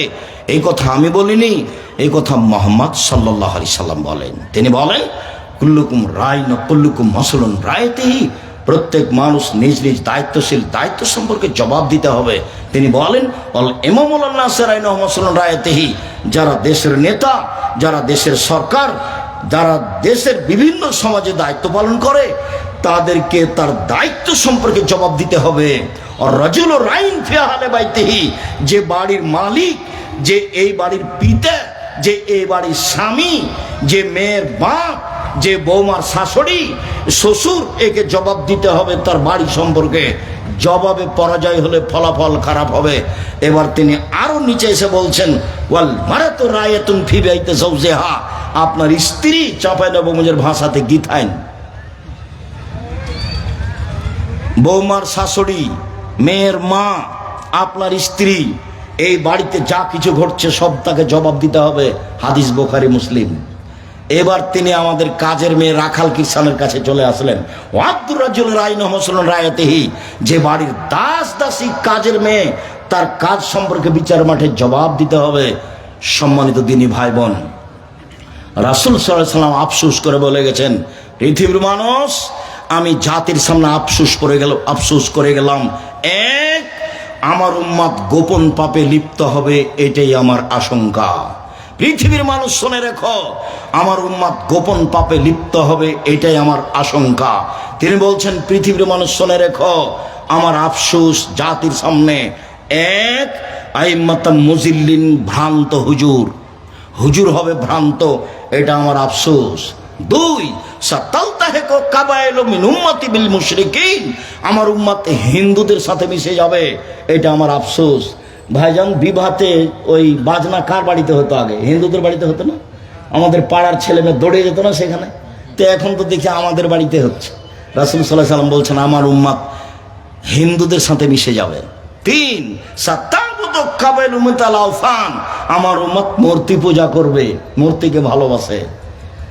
ঢাকায় এক লোকের কাছে গেছি, তো বলছে, ভাইজান, আমি আমার মাকে খুব ভালোবাসি, সেই জন্য আমার মায়ের ছবিটা সুন্দর করে কাঠ দিয়ে সাজিয়ে ঘিরে রেখেছি।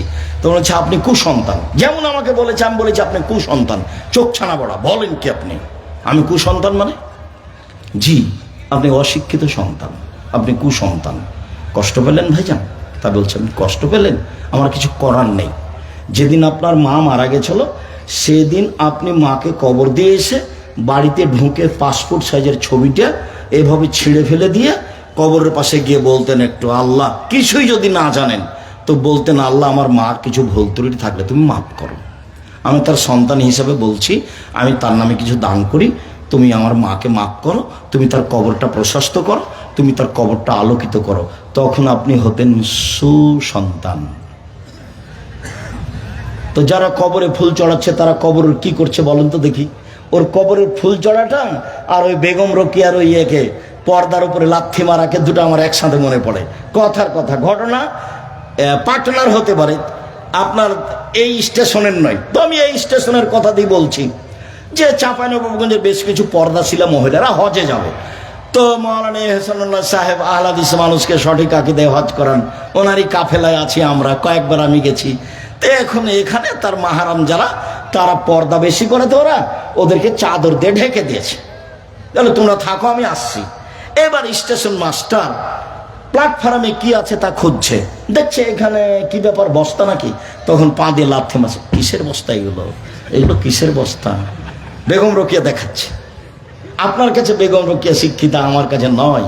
আমি কোনোদিন এক পয়সা দাম দিতে পারিনি, দুঃখিত, আপনাকে আমি কষ্ট দিতে আসিনি। কবি নজরুল বলেছেন, মসজিদের পাশে কবর দিও ভাই, এই গুনাহগার গোরা যাতে পাইবে রেহাই। কবি নজরুল ইসলাম বলেছেন, কবরের পাশে কেন? আপনার কবর যদি কাবা ঘরের ভিতরে ঢুকিয়ে দেওয়া হয়, এক পয়সা লাভ হয় না। কর্ম কর্মই, বিচার বিচারই। উমরের বিচার আর আপনার বিচারে 19-20 হবে না। বিচার বিচারই, ভুল হিসাব। আরে ঠাকুর বাঙালিদের শত্রু, ঠাকুর বিশ্ববিদ্যালয়ের শত্রু, ঠাকুর মুসলমানের শত্রু, ঠাকুর জাতির শত্রু। যেদিন মুসলমান ইংরেজদের হাতে নির্যাতিত জেল হাজতে, সেদিন ঠাকুর লন্ডনে মুচ পাকায়। সেই ঠাকুরের গান আমার ছেলে বলে, আমি এই বিদ্যাকে স্বীকৃতি দিইনি। জাতির যদি রাস্তাঘাট করে দিতে না পারি, জাতির যদি স্কুল কলেজ করে দিতে না পারি, জাতিকে চূড়ান্ত সঠিক ধর্ম দিতে পারবো ইনশাআল্লাহ। ধর্মের ব্যাপারে জাতিকে ফাঁকি দিয়ে পরকাল হারাতে রাজি নই। ঠাকুরকে সরিষা সম পরিমাণ সম্মান দিতে রাজি নই। ঠাকুর আমার জাতীয় শত্রু, ঠাকুর মুসলমানের শত্রু, ঠাকুর বাঙালিদের শত্রু, ঠাকুর ঢাকা বিশ্ববিদ্যালয়ের শত্রু। মুসলমান যেদিন ইংরেজদের হাতে নির্যাতিত, সেদিন ঠাকুর লন্ডনে মুচ পাকায়। এসব হয় না আপনার? তার গান আমার ছেলে দিন রাত বলে, ও কালিমা তোমার আকাশ, ও কালিমা তোমার বাতাস। কালিমার বাবার আকাশ, কালিমার বাবার বাতাস, এটা হতে পারে? ও আমাকে 5,000 কোটি টাকার মামলা করেছে আমার বিরুদ্ধে, ওই এতে সিলেট কোর্টে। আমি কি করেছি? ঠাকুরের নিন্দা করেছি, মানহানির মামলা। আমি দাঁড়িয়েছি কোর্টে কাঠগড়াই, তো আমাকে জজ বলছে, আপনি পিস টিভির আলোচক? জি। তো ঠিক আছে, আপনার মামলা আমি খারিজ করে দিলাম। প্রথম দিনই আমাকে জিজ্ঞাসা করলেন, আপনি পিস টিভির আলোচক? বলেছি, আপনার মামলা খারিজ। আর যেদিন আমি সুনামগঞ্জ সিলেটে উপস্থিত হলাম, 1,000 কোটি টাকার মামলা, ঘটনা এটাই। এইবার আমি যখন কাঠগড়ায় দাঁড়িয়েছি, জজ তখন বলছেন যে মামলা নিয়ে আপনার সাথে আমার কোনো কথা নেই। মামলার নথিটা এইভাবে উল্টে ধরলেন, ধরে বলছেন যে আপনি এই জন্য কাঠগড়ায় এসেছেন এটা আমার মনে হয় না। তো উনি তখন বলতে লাগলেন যে আপনি বলেছেন এই, আপনি বলেছেন এই, আপনি বলেছেন এই, আপনি বলেছেন যে গাভীর পেশাবে কাপড় ভিজিয়ে সলাত আদায় করা যাবে, আপনি বলেছেন রাসূল সাল্লাল্লাহু আলাইহি ওয়াসাল্লাম তার স্ত্রী কিনে গোসল করছিলেন, তখন উভয়ের পরনে কাপড় ছিল না। এই সব কারণে আপনাকে কোর্টে আসতে হয়েছে। এখন উকিল আমাকে বলেছেন যে এতদিন তো আপনার কথা শুনেছি, আজকে আপনি আমার কথা শুনবেন, মুখ খুলবেন না। এরা কিন্তু জজ, হাকিম নড়ে তো হুকুম নড়ে না, মুখ খুলবেন না, যা বলবে বলবে। তা আমি আর এখন কি বলি, আমি মুখ বন্ধ করে আছি। ও 14 মিনিট কথা বললো, এটা সব কিছু নিয়ে মামলার কোনো কথা নাই, যান আপনাকে ইয়ে দিয়ে দিলাম, কি ওকে বলে, জামিন দিয়ে দিলাম। এর সামনে যারা ছিল তারাকে সাবধান করে দিল, ওনার সাথে আপনারা কেউ কথা বলবেন না। সম্মানিত দিনী ভাই বোন, বলছিলাম সুদ মহাপাপ। জাবের রাদিয়াল্লাহু তাআলা আনহু বলেন, রাসূল সাল্লাল্লাহু আলাইহি সাল্লাম লানা রাসূলুল্লাহ সাল্লাল্লাহু আকালা রিবা ও মুকিলাহু ও কাতিবাহু ও শাহিদাইহি। যে সুদ খায় সে অভিশাপ, যে সুদ দেয় সে অভিশাপ, যে সুদ লেখে সে অভিশাপ, যে সাক্ষী থাকে তার উপরে অভিশাপ। সবাই সমান, সুদদাতা, সুদ গ্রহীতা, সুদের সাক্ষীদাতা, সুদের লেখক, সবাই সমান। সবার জন্য জাহান্নাম অপেক্ষা করছে। আল্লাহ রাসূল বলছেন, কুল্লু কারজিন যারা নাফাদান ফালাহু রিবা, প্রত্যেক ঋণ যেটা সুদ নিয়ে আসে, বর্ধিত কিছু নিয়ে আসে, সেটাই সুদ। সম্মানিত দিনী ভাই বোন, জাবের রাদিয়াল্লাহু তাআলা আনহু বলেন, রাসূল সাল্লাল্লাহু আলাইহি সাল্লাম বলেছেন, আয-যাহাবু বিয-যাহাব, স্বর্ণের বিনিময়ে স্বর্ণ, অল ফিজ্জা বিল ফিজ্জা, রূপার বিনিময়ে রূপা, অশাইর বিশাইর, জবের বিনিময়ে জব, অল বুররু বিল বুর, গমের বিনিময়ে গম, অল মিলহু বিল মিলহ, লবণের বিনিময়ে লবণ, মিসলান বে মিসলিন, সমান সমান, এদান বে এদিন, নগদ নগদ, সমান বে সমান, সমান সমান। ফালা তুসিফু, কমবেশ করো না, কমবেশ করো না, এটাই হবে সুদ। কমবেশ করো না, এটাই হবে সুদ। আবু সাঈদ খুদরি রাদিয়াল্লাহু তাআলা বলেন, যা বেলালুন বেতামারিন বারনিন, খুব দামি খেজুর নিয়ে বেলাল আসলেন মদিনায়। আল্লাহ রাসূল বলেন, মা হাজা বেলাল, এসব খেজুর কেমন? তখন বেলাল রাদিয়াল্লাহু তাআলা বলছেন, ইনদানা তামারুন রাদিয়ুন, আল্লাহর নবী আমার কাছে এই কি কিট, আমাদের যেগুলো আম বিক্রি করে না, ফেলে দেয়, সেগুলোর নাম কি? কিট আম। আল্লাহ রাসূল আমাদের কাছে কিছু কিট খেজুর ছিল যেগুলো ফেলে দেওয়ার মতো, সেগুলো দিয়ে কি করেছি, বেতো সাইন বেসাইন, 2 সা দিয়ে 1 সা নিয়েছি, 5 কেজি দিয়ে 2.5 কেজি নিয়েছি, 5 কেজি দিয়ে 2.5 কেজি নিয়েছি। তখন আল্লাহ রাসূল বলছেন, ও আইনুর রেবা, আইনুর রেবা, এটাই হচ্ছে আসল সুদ, এটাই হচ্ছে নগদ সুদ, এটাই হচ্ছে আসল সুদ। করেছো কি তোমরা? যদি চাও যে ভালোটা নিতে হবে, তামারা এটা খেজুর বিক্রি করে দাও, এই টাকা দিয়ে ভালোটা কিনো, এটা পরিবর্তন করে নিয়ে আসো না, এটাই হলো সুদ। একদিন সাহাবীগণকে জিজ্ঞাসা করছেন, শোনো, যেগুলো খেজুর বাড়িতে আছে শুকা, আর যেগুলো গাছে আছে ওগুলো নামালে কি শুকালে ওজন কমে যাবে? তখন সাহাবীগণ বলছেন, হ্যাঁ, ওটা শুকালে তো ওজন কমে যাবে।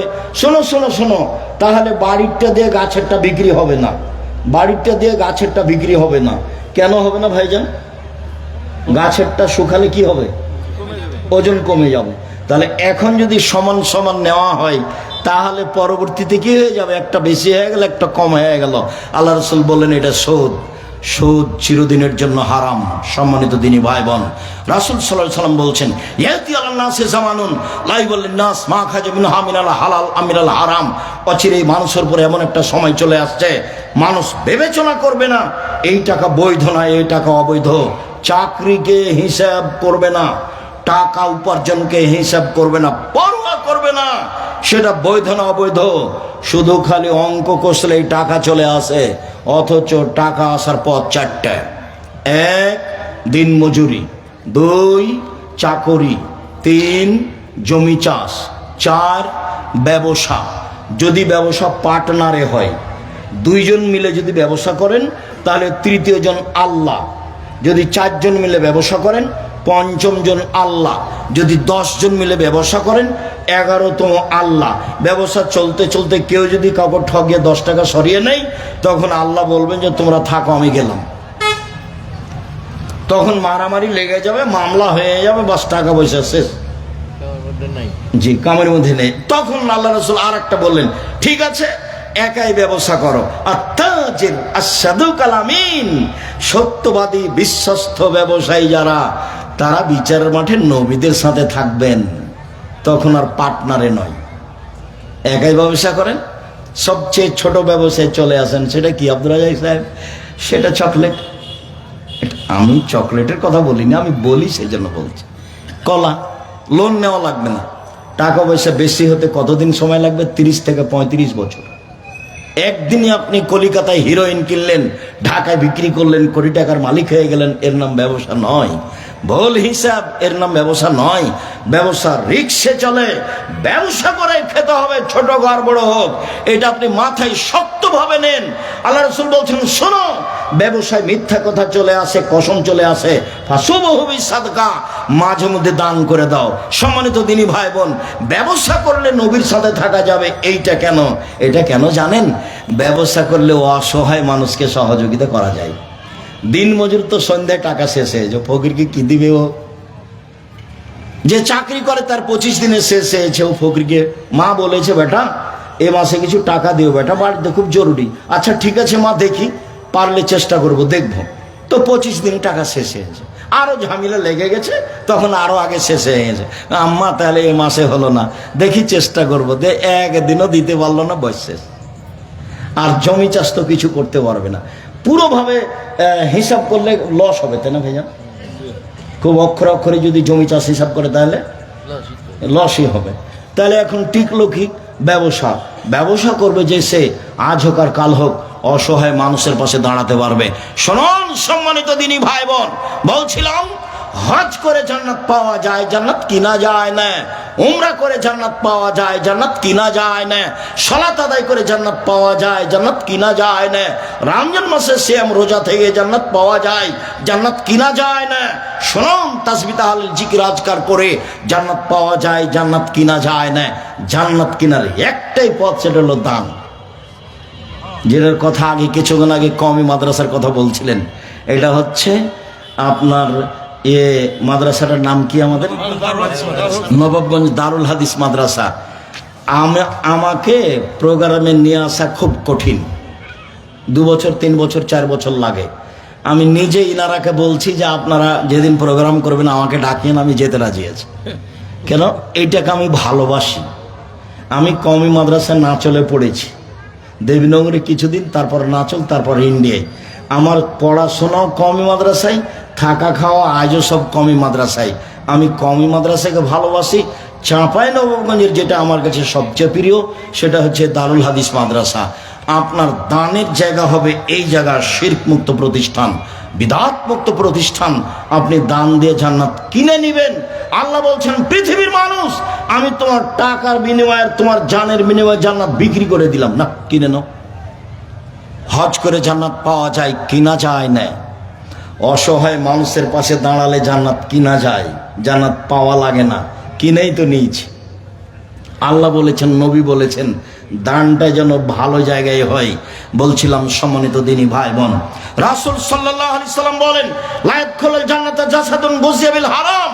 ওইসব শরীর জান্নাতে যাবে না যেগুলো হারাম উপায়ে বাড়ে। ওইসব মানুষ জান্নাতে যাবে না যেগুলো হারাম উপায়ে বড় হয়। জাবির রাদিয়াল্লাহু তাআলা আনহু বলেন, রাসূল সাল্লাল্লাহু আলাইহি সাল্লাম বলেছেন, লা ইয়াদখুলুল জান্নাতা লাহমুন নাবাতা মিনাস সুহতে। যেই শরীর হারাম উপায়ে বাড়ে, ছেলে মেয়ে আহাল পরিবার, এরা জান্নাতে যাবে না, এরা জাহান্নামে যাবে, এরা জাহান্নামে যাবে। হারাম উপায়ে যেটা বাড়ে তাদের ফলাফল জাহান্নাম। খাওলা আনসারী রাদিয়াল্লাহু তাআলা আনহা বলেন, রাসূল সাল্লাল্লাহু আলাইহি সাল্লাম বলেছেন, পৃথিবীর মানুষ শোনো, তোমরা পৃথিবী হলো মিঠা বস্তু, এর পিছনে লেগে পড়বা। যারা ঠিক ঠিক পয়সা ইনকাম করবে তাদের তো ভালো, আর যারা নাফসের চাহিদা অনুযায়ী, মনের চাহিদা অনুযায়ী পয়সা ইনকাম করবে, ফালাহুন্নার, তারা জাহান্নামে যাবে। আপনার টাকা আপনাকে জাহান্নামে নিয়ে যাবে। রাসূল সাল্লাল্লাহু আলাইহি সাল্লাম বলছেন, আমার উম্মত গরিব হয়ে যাবে এই ভয় আমি করি না, আমার উম্মত নিঃস্ব হয়ে যাবে এই ভয় করি না। আমি ভয় করি আমার উম্মত পৃথিবী উপার্জনের প্রতিযোগিতায় নেমে যাবে। পূর্বের লোকেরা যেমন প্রতিযোগিতায় নেমেছিল, তুহলিকুকুম কামা আহাকাতুম, আমার উম্মতকে পৃথিবীর প্রতিযোগিতা তাদেরকে ধ্বংস করে দিবে। পূর্বের লোককে যেমন ধ্বংস করেছিল, আমার উম্মত বিবেচনা করে পয়সা উপার্জন করবে না, তখন তারা জাহান্নামে চলে যাবে। এটা আমার ভয়। রাসূল সাল্লাল্লাহু আলাইহি ওয়াসাল্লাম বলেন, ইন্নাল্লাহা তাইয়্যিব, আল্লাহ হচ্ছেন পবিত্র, লা ইয়াকবালু ইল্লা তাইয়্যিবা, আল্লাহ পবিত্র ছাড়া কবুল করেন না। সুমা যাকারা রাজুলা, তারপর তিনি একটা লোকের কথা বললেন, আসাসা আকবারা, যার মাথার চুল এলোমেলো হয়ে আছে, ঠিক মতো গোসল করেনি, ঠিক মতো চিরুনি করেনি, বিপদে পড়েছে। এমুদ্দে ইয়াদাইহি ইলাস সামায়ে, হাত দুটি আকাশের দিকে করে দোয়া করছে, বলছে, প্রতিপালক, আমি বিপদে পড়েছি, তুমি আমাকে উদ্ধার করো। মাতামুহু হারামুন, তার খাদ্য আছে হারাম, মাশরাবুহু হারামুন, তার পানি আছে হারাম, মালবাসুহু হারামুন, তার পোশাক আছে হারাম, গুযিবিল হারামে, তার জীবিকা নির্বাহ হারাম। আন্না ইস্তাজাবা লাহু, তার দোয়া কি করে কবুল হতে পারে? তার হজ কবুল হবে না, তার উমরা কবুল হবে না, তার সালাত কবুল হবে না, তার রমজানের সিয়াম রোজা কবুল হবে না। ও নিঃস্ব হয়ে বিচার মাঠে সোজা জাহান্নামে চলে যাবে হারাম উপায়ের কারণে। শুনুন, আল হালাল বাইয়িন, হালাল হচ্ছে স্পষ্ট, আল হারাম বাইয়িন, হারাম আছে স্পষ্ট। ও বাইনাহুমা মুস্তাবাহাতুন, দুইটার মধ্যে একটা সন্দেহযুক্ত ব্যবসা আছে, সন্দেহযুক্ত চাকরি আছে। লা ইয়ালামুনা কাসীরুম মিনান নাস, বহু মানুষ তল্লাশি চালিয়েছে, ঠিক করতে পারে না। শোনো, মান ওয়াকাফি শুবহাত ওয়াকাফিল হারামে, যে সন্দেহের মধ্যে পড়লো সে হারামের মধ্যে পড়লো। চূড়ান্ত সিদ্ধান্ত নেজার, চূড়ান্ত হারাম সেটা, চূড়ান্ত সিদ্ধান্ত নেজার, চূড়ান্ত হারাম সেটা, চূড়ান্ত সিদ্ধান্ত নেই যার, চূড়ান্ত হারাম সেটা। সন্দেহযুক্ত চাকরি ছেড়ে দিতে হবে, সন্দেহযুক্ত ব্যবসা ছেড়ে দিতে হবে। মূল জিনিস যদি বৈধ হয়, বিদেশ থেকে নিয়ে আসছেন, নিয়ে আসতে গিয়ে যেখানে যা টাকা দিতে হচ্ছে দেন, কিন্তু মূল জিনিস বৈধ হলে সব ঠিক আছে, আর মূল জিনিস বৈধ না হলে কোনোটাই ঠিক নয়। সম্মানিত দিনী ভাই বোন, বলছিলাম, সম্মানিত দিনী বোন, আপনি নিরাশা হবেন না, আপনার জন্য জান্নাত সহজ। সম্মানিত দিনী বোন, কথা বলছো কেন? আপনি আমার দিনী বোন, আপনাকে আমি অনেক অন্তর থেকে ভালোবাসি, পরকাল কামনা করে আপনার জন্য। আপনি বলে মনে করবেন যে আব্দুর রাজ্জাক সাহেব আমাদের কষ্ট দেন, আমি কি করতে পারি? আল্লাহ রসুল বলছেন মহিলারা শয়তানের বেশ ধরে আসে, মহিলারা শয়তানের বেশ ধরে যায়। নেন এবার, এটা আমি বললাম। মহিলারা শয়তানের বেশ ধরে আসে, মহিলারা শয়তানের বেশ ধরে যায়। তাহলে মহিলা বলতে আল্লাহ রসুল কি খাদিজাকে বললেন, আয়েশাকে বললেন?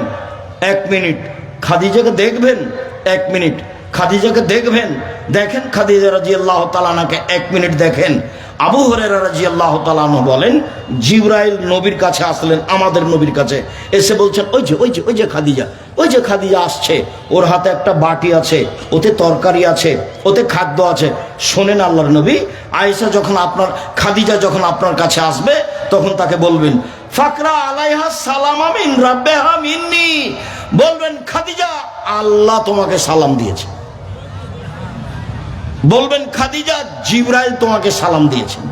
অবাশশিরা বিবাইতিন ফিল জান্নাহ, আর ওকে বলে দিবেন খাদিজা তোমার জন্য জান্নাতে একটা ঘর বানানো হয়েছে হীরা মুক্তা মাণিক্য দিয়ে, যেখানে হইচই নেই, যেখানে কষ্ট ক্লেশ নেই। বুখারী মুসলিম। তাহলে খাদিজা রাদিয়াল্লাহু তাআলা আনহাকে কি আল্লাহ রাসূল বললেন যে শয়তানের বেশ ধরে আসে, শয়তানের বেশ ধরে যায়? দিনই বলে আপনাকে একটু বলি, এইদিকে দেখেন। আয়েশা রাদিয়াল্লাহু তাআলা আনহা বলেন আমার স্বামীর কবর হলো আমার ঘরে, মুহাম্মদ সাল্লাল্লাহু আলাইহি সাল্লামের কবর হলো আমার ঘরে। তো আমি যখন আমার স্বামীর কবরের পাশে যাই তখন এমনিতে যাই, মাথায় কাপড় আছে না আছে অত হিসাব করি না।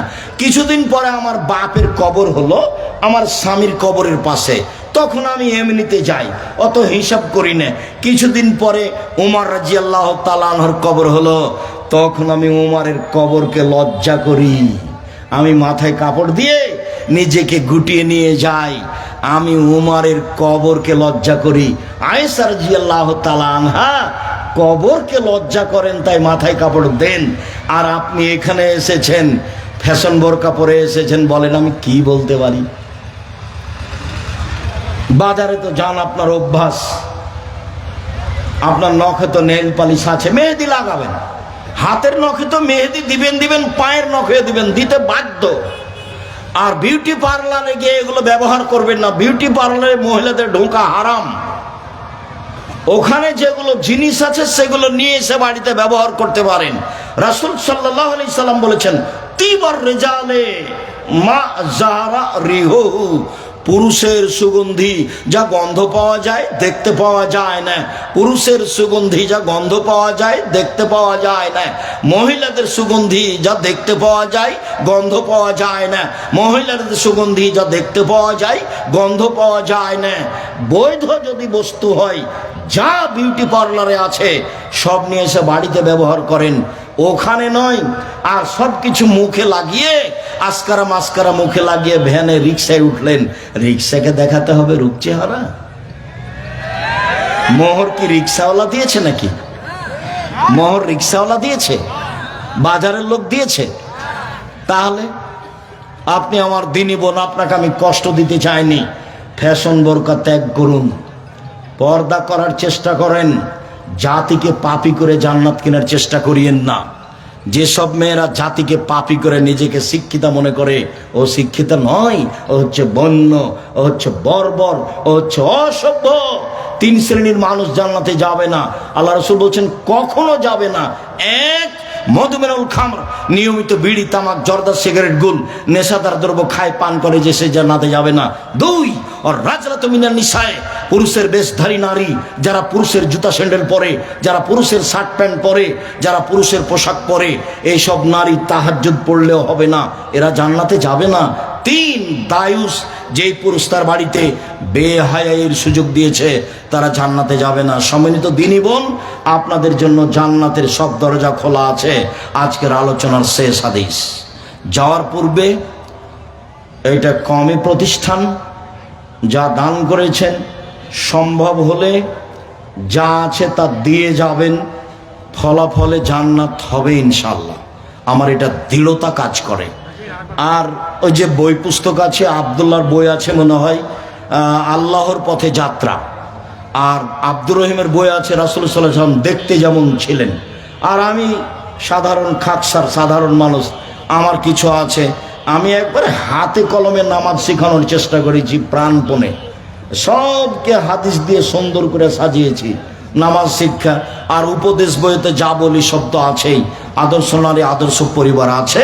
রাসূল সাল্লাল্লাহু আলাইহি ওয়াসাল্লাম বলেছেন মেয়েদের জন্য জান্নাতের সব দরজা খোলা। 1 5 ওয়াক্ত সালাত, 2 রমজানের সিয়াম রোজা, 3 স্বামীকে মেনে চলা, 4 জেনায় লিপ্ত না হওয়া, তাহলে জান্নাতের সব দরজা খোলা। 1 5 ওয়াক্ত সালাত, 2 রমজানের সিয়াম রোজা, 3 স্বামীকে মেনে চলা, 4 জেনায় লিপ্ত না হওয়া, জান্নাতের সব দরজা খোলা। সম্মানিত দিনী ভাই বোন, আজকের আলোচনা কিছু বাকি রেখেই শেষ করে দিলাম। সুদ থেকে অবশ্যই বেঁচে থাকবেন।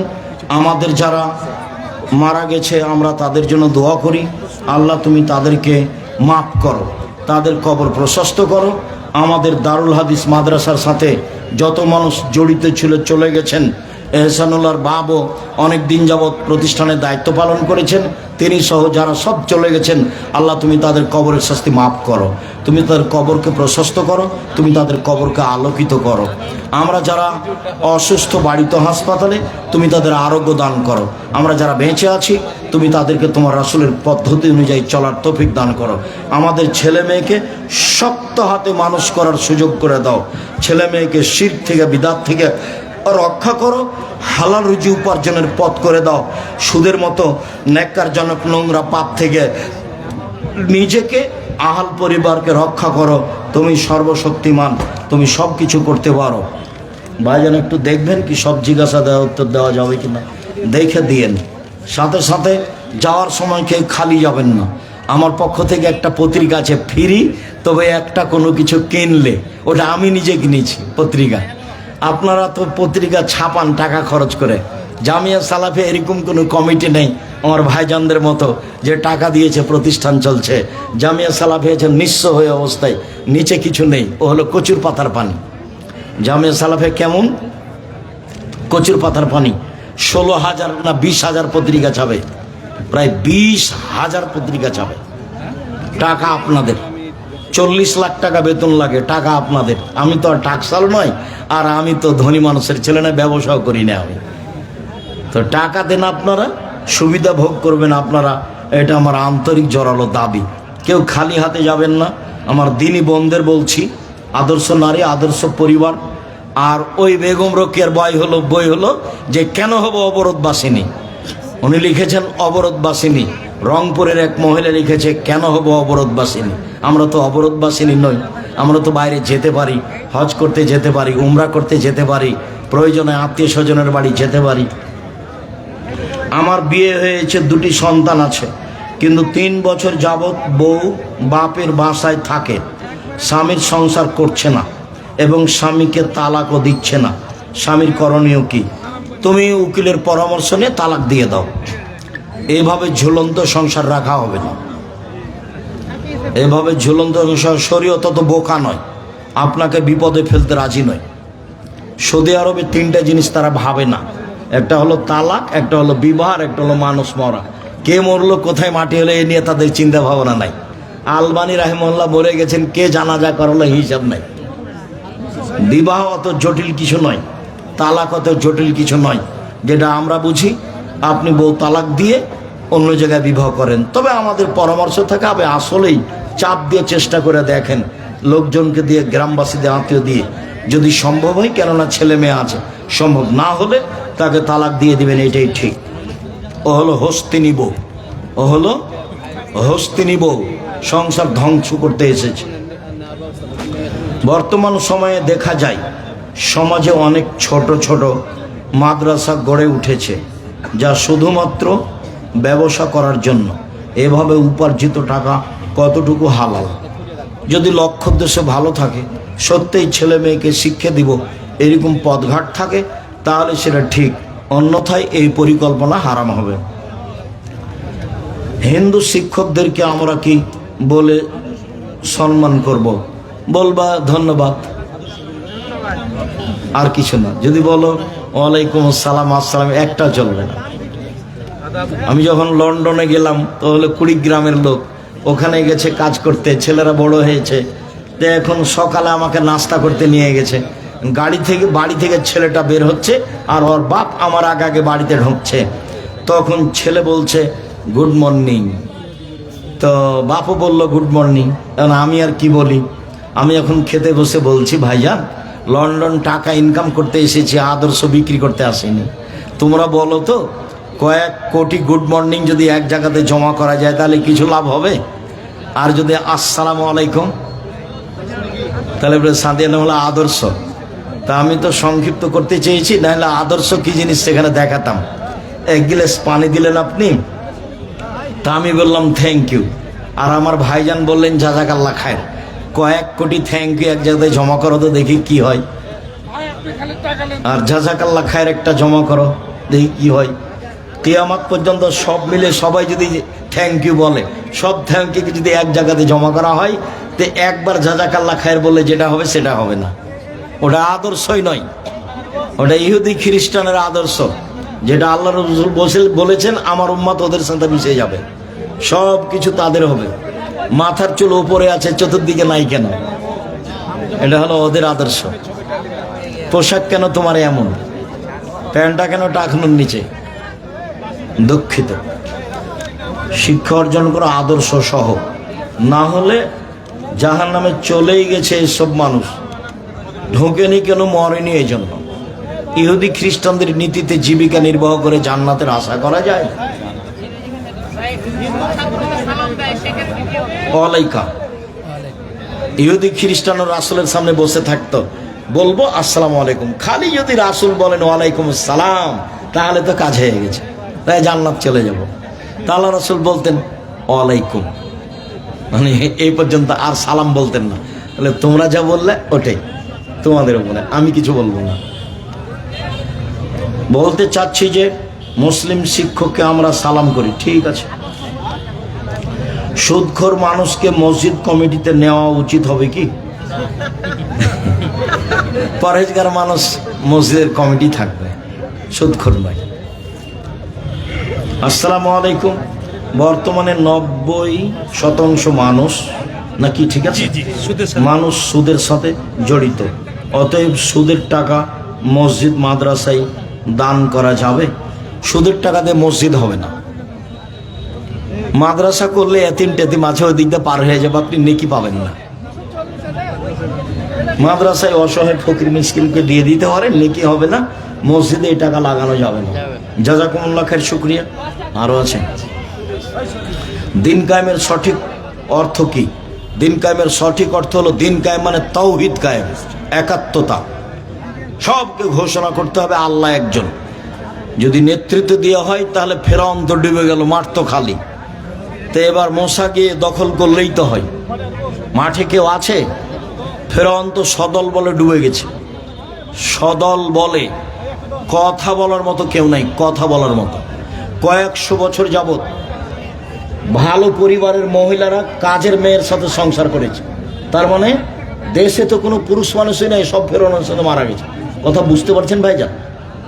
সব ফেরাউনের সাথে মারা গেছে, দেশ খালি। দু একজন মানুষ মুসলমান, তারা আবার পার হয়ে চলে গেছে ওই সাগরের ওই পারে। এই পারে কেউ নাই, এই পারে আছে কাজের মানুষ আর মহিলারা। জি, যার কারণে ওই মানুষ সমাজটা গোলাম হয়ে গেছে। তোমরা আব্দুল্লাহর বক্তব্য শোনো, তাহলে বুঝতে পারবে আমরা গোলাম কোথায়, মুসলমানেরা কোথায় কোথায় গোলাম। গোলামি করে দেশের খিদমত করবে, এটা হয়? মেধা ভালো, বড় ডাক্তার, লন্ডনে একটা ভালো রেজাল্ট করেছে, কিন্তু ওকে একটা চাকরি দিয়েছে সুইপারের প্রধান, বেতন দিয়েছে 5 লাখ। তখন ও ভাবলো যে আমি যদি দেশে ফিরি, পিজিতে যদি ডাক্তারি করি তো বেতন 3 লাখ পাবো, তো এখানে তো 5 লাখ, আমার এই সুইপারই ভালো। সুইপারের দায়িত্ব হয় ভালো। তুমি বিশ্বাস করো, কোনো মেধাবীকে কোনো কাজ দেবে না। তুমি পড়ে দেখো, আব্দুল্লাহর বক্তব্য শুনে দেখো, কোনো মেধাবীকে কোনো কাজ দেবে না। ওরা এটা তো চায় না। আমাদের ছেলেরা পদ্মা সেতুর হলো কামলা, আর ইঞ্জিনিয়ার তারা, ওরা। এখানকার যারা বড় শিক্ষিত, উচ্চ শিক্ষিত মানুষ, তবু সে খাতা কলম নিয়ে এই অফিস থেকে ওই অফিসে যায়। বেতন ও যা পাবে বাইরে তার চেয়ে বেশি দিয়েছে, বাস, আর কিছু না। আবারও তো ভাবছে যে আমি সিটিজেন পেয়ে নিয়েছি, দেশের নাগরিক, লন্ডনের নাগরিক। বাপও খুশি, মাও খুশি, বাপও খুশি, মাও খুশি, ছেলেও খুশি, সবাই খুশি, খুবই খুশি। বলো দেখো কি হলো শেষে? চাঁপাইন মৌজের ভাষাতে মিললো না, আমও গেল, ছালাও গেল, কাঁদতে কাঁদতে দুই চোখে গেল। জীবনটা ষোলো নাই মিছে। ভেবে দেখো, এভাবে জীবন কাটাতে হবে না। জাতির কল্যাণের জন্য পড়াশোনা করতে হবে, যা হবে হবে। অল্প কিছু করলেও মানুষের কল্যাণে থাকবো, মানুষের ক্ষতি করার জন্য থাকবো না। শেখ গত 2 দিন আগে একটি প্রোগ্রামে আসর ওয়াক্তের নামাজ পড়তে দেখলাম ইমাম সাহেব এর পিছনে 2 কাতার মুসল্লি ও সামনে 1000 খানিক মুসল্লি নিয়ে নামাজ পড়ছে। এভাবে কি নামাজ পড়ার নিয়ম আছে? ইমামের পিছনে আগে লোক গেলে তো হবে না, তাহলে ভুল হয়েছে। ইমামের পিছনে সবকে থাকতে হবে। কথায় কথায় মিথ্যা কথা বলা, মসজিদের ইমামের পিছনে নামাজ হবে কি? যতদিন তোমরা তাকে রেখেছো ততদিন নামাজ হবে, চোর চোরটা যাই হোক। এমন মানুষকে ইমাম রাখতে হবে না, লোকজন পরামর্শ করে তাকে বাদ দাও। কিন্তু মিথ্যা কথা বলে, সুদ খায়, তাবিজ লেখে, তার জন্য আমার সলাৎ হবে না, ওর সলাৎ হবে না, ওইটা আল্লাহ রসুল বলেছেন আমার হবে, সব ক্ষতি তার উপরে হবে। ওকে বাদ দিয়ে ভালো নিয়ে আসো। মাদ্রাসার কমিটির সভাপতি, সেক্রেটারি কিভাবে মহিলা বৈঠকের অনুমোদন দিতে পারে কি? মহিলা বৈঠকে যদি অনেক মহিলা থাকে, পুরুষ সেখানে দাওয়াত দেয়, কোনো সমস্যা নেই, দিতে পারে। নির্জনে একজন মহিলাকে শিক্ষা দিতে হবে, এটা চলবে না। তুমি যেটা প্রাইভেট পড়াও মেয়েদের, ওটা হবে না, ওইটা হবে না। মুসলিম হিসেবে ইবাদত আল্লাহর জন্য, রাজনীতি ইবাদতের অংশ। রাজনীতি তো আব্রাহাম লিঙ্কনের কথা। এক শ্রেণীর লোক বলে দিন প্রতিষ্ঠা করা। শুকরিয়া, জাযাকুমুল্লাহ খায়ের। সুবহানাক আল্লাহুম্মা ওয়া বিহামদিকা আশহাদু আল্লা ইলাহা ইল্লা আনতা আস্তাগফিরুকা ওয়া আতুবু ইলাইক। আসসালামু আলাইকুম ওয়া রাহমাতুল্লাহ। বইগুলি সবাই সাথে নিয়ে যাবেন, আল ইতিসাম পত্রিকা নিয়ে যাবেন, 50টা প্রশ্নের উত্তর আছে।